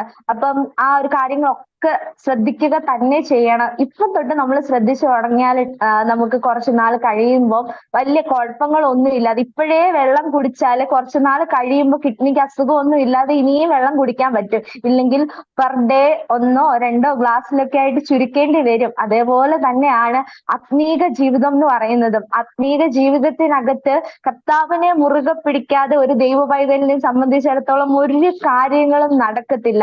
ആത്മീക ഭക്ഷണം ഇന്നു മുതലേ മിതമായി കഴിച്ചു തുടങ്ങിയാൽ വരും കാലയളവിൽ ഈ ഭക്ഷണം ആരോഗ്യമായി പരിവർത്തിക്കുവാൻ ഇടയായിത്തീരും. കർത്താവിന്റെ സന്നിധിയിൽ പ്രാർത്ഥിച്ച് അതുപോലെ തന്നെ ഇന്നത്തെ സമൂഹത്തിൽ ശരിക്കും പറഞ്ഞാല് നല്ല ഒരു രീതിയിലുള്ള ആൾക്കാരെ കാണാൻ ഭയങ്കര ബുദ്ധിമുട്ടാണ്. കർത്താവ് പറയുന്നത് അനുസരിച്ച് ജീവിക്കുന്നവരെ കാണാൻ അതിലേറെ ബുദ്ധിമുട്ടാ. എനിക്ക് ദൈവജനത്തോടാണെങ്കിലും അല്ലാതെ ഉള്ള ആൾക്കാരോടാണെങ്കിലും ഒറ്റ കാര്യം പറയാനുള്ളൂ, കർത്താവ് വന്നതുപോലെ തന്നെ തിരികെ വരും. അവന്റെ പ്രത്യക്ഷതയിൽ ഒരുങ്ങിയിരിക്കുന്നവരെ ചേർക്കുവാൻ. കർത്താവ് വരാൻ ഇനി അധികം നാളൊന്നുമില്ല. നമ്മളെ തന്നെ ഒരുക്കി കർത്താവ് തന്നിരിക്കുന്ന ഈ ഭൗമ കൂടാരത്തെ അവൻ കർത്താവിന് വേണ്ടി ഒരുക്കി, ഈ ഭൗമ കൂടാരത്തെ അവൻ മലിനമാക്കാതെ ദൈവത്തിന് വേണ്ടി തന്നെത്താൻ ഒരുക്കി കാത്തിരിക്കുന്നവരെ കർത്താവ് ചേർക്കുവാൻ വേഗം വരും. കർത്താവ് വസിക്കുന്ന കൂടാരമാണ് നമ്മുടെ ശരീരം. ഒരു ഹെൽത്ത് കെയർ പ്രൊഫഷണൽ എന്നുള്ള രീതിയിൽ ഈ എനിക്ക് പറയാനുള്ള ഒരു കാര്യം, ഈ ശരീരത്തെ സംരക്ഷണം ചെയ്യേണ്ടത് നമ്മുടെ ഓരോരുത്തരുടെയും കടമയാണ്. അത് ഭക്ഷണ രീതിയിലാണെങ്കിലും അല്ലാത്ത രീതിയിലാണെങ്കിലും ഇതിന്റെ കണക്കും നമ്മൾ കർത്താവിന്റെ സന്നിധി കൊടുക്കേണ്ട ഒന്നാണ്. അതിഭക്ഷണത്താൽ തങ്ങളെ തന്നെ അശുദ്ധമാക്കിയ ക്രേത്തരെ പറ്റിയൊക്കെ ബൈബിളിനകത്ത് വളരെ വിശദീകരിച്ച് പറയുന്നുണ്ട്. അപ്പം നമ്മളുടെ ഭക്ഷണ രീതിയും നമ്മളുടെ വ്യായാമ രീതിയും ഒക്കെ ഒന്ന് മോഡുലേറ്റ് ചെയ്ത് ഒന്ന് ശരിയാക്കി നമുക്ക് ദൈവം തന്നിരിക്കുന്ന ഈ ഒരു ഭൗമ കൂടാരത്തെ വൃത്തിയായി സൂക്ഷിക്കുന്നെങ്കില് കർത്താവിന്റെ വരവെങ്കിൽ നമുക്ക് കണക്ക് ബോധിപ്പിക്കേണ്ട വരത്തില്ല. അതേപോലെ തന്നെ കർത്താവിന്റെ വരവിൽ ആത്മാവിനെയും ഒരുക്കി ദൈവത്തിന് വേണ്ടി കാത്തിരിക്കാം. ആ ഒരു പ്രത്യാശയോടുകൂടി തന്നെ മുൻപോട്ട് പോവാം. ആമേൻ, ആമേൻ, ആമേൻ, ആമേൻ. ദൈവസന്നിധിയിൽ നമുക്ക് പ്രാർത്ഥനയ്ക്കായിട്ട് തലയാളെ വണക്കാം. ഇത്രത്തോളം സമയം വളരെ അനുഗ്രഹിക്കപ്പെട്ടതായ ജീവിതാനുഭവവും ദൈവം ചെയ്ത ഉപകാരങ്ങളെക്കുറിച്ചുള്ളതായ വാക്കുകളും നമ്മൾ കേട്ടുകൊണ്ടിരിക്കുകയായിരുന്നു. ഓരോ സാക്ഷ്യവും നമ്മളെ തിരിഞ്ഞു ചിന്തിപ്പിക്കുവാനും കർത്താവിനോട് അടുക്കുവാനും നമ്മുടെ ജീവിതത്തെ തിരുത്തുവാനും പര്യാപ്തമായി കൊണ്ടിരിക്കുന്ന ജീവിതാനുഭവങ്ങളാണ്. ആകയാൽ ഇന്ന് നമ്മളെ കേൾപ്പിച്ചതായ ഈ നല്ല ജീവിതാനുഭവം നമ്മുടെ ഓരോരുത്തരുടെയും ആത്മീയ കണ്ണുകൾ തുറപ്പിക്കുവാൻ, ക്രിസ്തീയ ജീവിതത്തിൽ നമ്മുടെ കർത്താവിനോട് ചേർന്നിരിക്കുവാൻ പര്യാപ്തമായി തീരേണ്ടതിന് വേണ്ടി നമ്മെ തന്നെ ദൈവകരങ്ങളെ ഫലമേൽപ്പിച്ച് ഒരു നിമിഷം നമുക്ക് പ്രാർത്ഥിക്കാം. എല്ലാ ശ്രോതാക്കളും നിങ്ങളുടെ ഭവനത്തിലായിരിക്കുന്ന നിങ്ങളുടെ പ്രിയപ്പെട്ടവരെല്ലാവരും ഒരുമിച്ച് ഒരു നിമിഷം കണ്ണുകളെ പ്രാർത്ഥിക്കാൻ. നമുക്ക് കർത്താവ് നിങ്ങളെ സ്നേഹിക്കുന്നു. നിങ്ങളുടെ അസാധ്യതകളെ സാധ്യമാക്കി തരുവാൻ ദൈവത്തിന് കഴിയും. ദൈവത്തിന് കഴിയാത്ത ഒരു കാര്യവുമില്ല. നിങ്ങളുടെ ആത്മീയവും ഭൗമികവും വിദ്യാഭ്യാസപരവും സാമ്പത്തികവും നിങ്ങളുടെ കുടുംബത്തിലെ വിഷയങ്ങൾ എന്ത് തന്നെയായിരുന്നാലും അതിൻ്റെ മേലെ പ്രവർത്തിക്കുവാൻ, നിങ്ങളെ സഹായിക്കുവാൻ, നിങ്ങളെ അനുഗ്രഹിക്കുവാൻ സർവശക്തനായ ദൈവത്തിന് കഴിയും. ബാല്യം മുതലേ ദൈവം നമ്മെ തിരഞ്ഞെടുത്തു എങ്കിൽ ദൈവത്തിന്റെ സ്നേഹം, ദൈവത്തിന്റെ പദ്ധതി നമ്മുടെ ജീവിതത്തിൽ വെളിപ്പെട്ടു വരുവാൻ നാം ഒരു അവസരം ഒരുക്കി കൊടുക്കൂ. കർത്താവ് നമ്മുടെ ജീവിതത്തിൽ പ്രവർത്തിക്കട്ടെ. നാം ഒരുമിച്ച് പ്രാർത്ഥിക്കുമ്പോൾ ഡോക്ടർ അക്സ അരോമ ടിവിയിലെ പ്രേക്ഷകർക്ക് വേണ്ടിയിട്ട് ഒരു നിമിഷം നമ്മെ പ്രാർത്ഥനയിൽ സഹായിക്കുന്നതായിരിക്കും. പ്രാർത്ഥിക്കാം. മഹാപരിശുദ്ധനും നിത്യനും നീതിമാനുമായ നല്ല ദൈവമേ, സ്വർഗ്ഗസ്ഥ പിതാവേ, നല്ല സമയത്തിനായി നന്ദി പറയുന്ന കർത്താവെ, ഒരിക്കൽ കൂടി കർത്താവിന്റെ സന്നിധിയിൽ അടിയനെ ഒരു സാക്ഷിയായി നിർത്തിയ കർത്താവിന്റെ വലിയ കൃപയ്ക്കായി നന്ദി പറയുന്നു.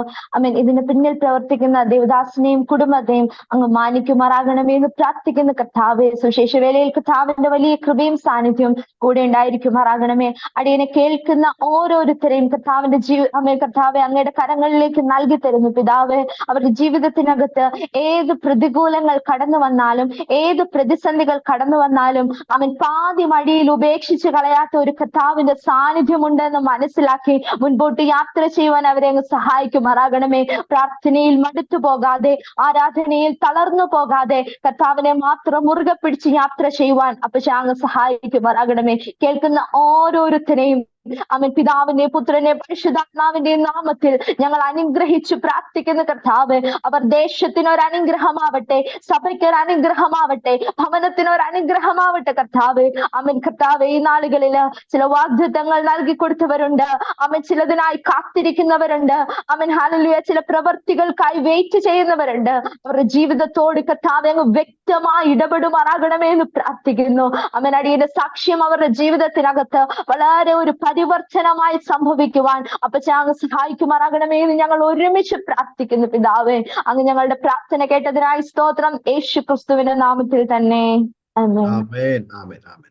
വളരെ നന്ദി കർത്താവിന്റെ ദാസി ഡോക്ടർ അക്സാൻ ബിജു. ഇത്രത്തോളം സമയം അരോമ ടിവിയിലെ പ്രേക്ഷകരോടൊപ്പം വിലപ്പെട്ട സമയങ്ങൾ ചെലവഴിച്ചതിന് കർത്താവിന്റെ ദാസിയുള്ളതായ നന്ദി സ്നേഹം അറിയിക്കുന്നു. അതുപോലെ തന്നെ ഞങ്ങളെ ശ്രവിച്ചുകൊണ്ടിരുന്ന എല്ലാ മാന്യശ്രോതാക്കളുള്ളതായി നന്ദി സ്നേഹം അറിയിക്കുന്നു.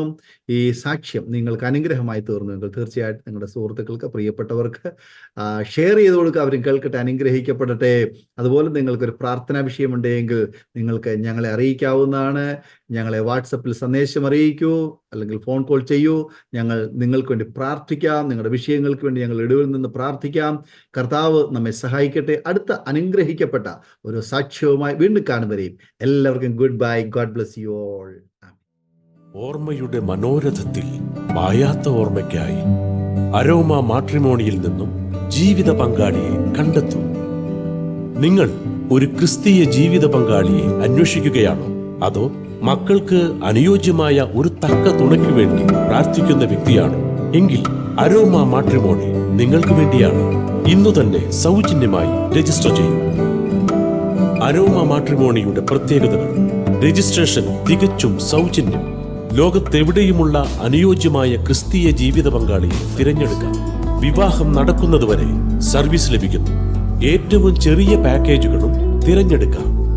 അരോമ മാട്രിമോണി നിങ്ങൾക്കായി ഒരുക്കുന്നു വിവാഹം പരമാനന്ദം. Email aroma matrimony2020@gmail.com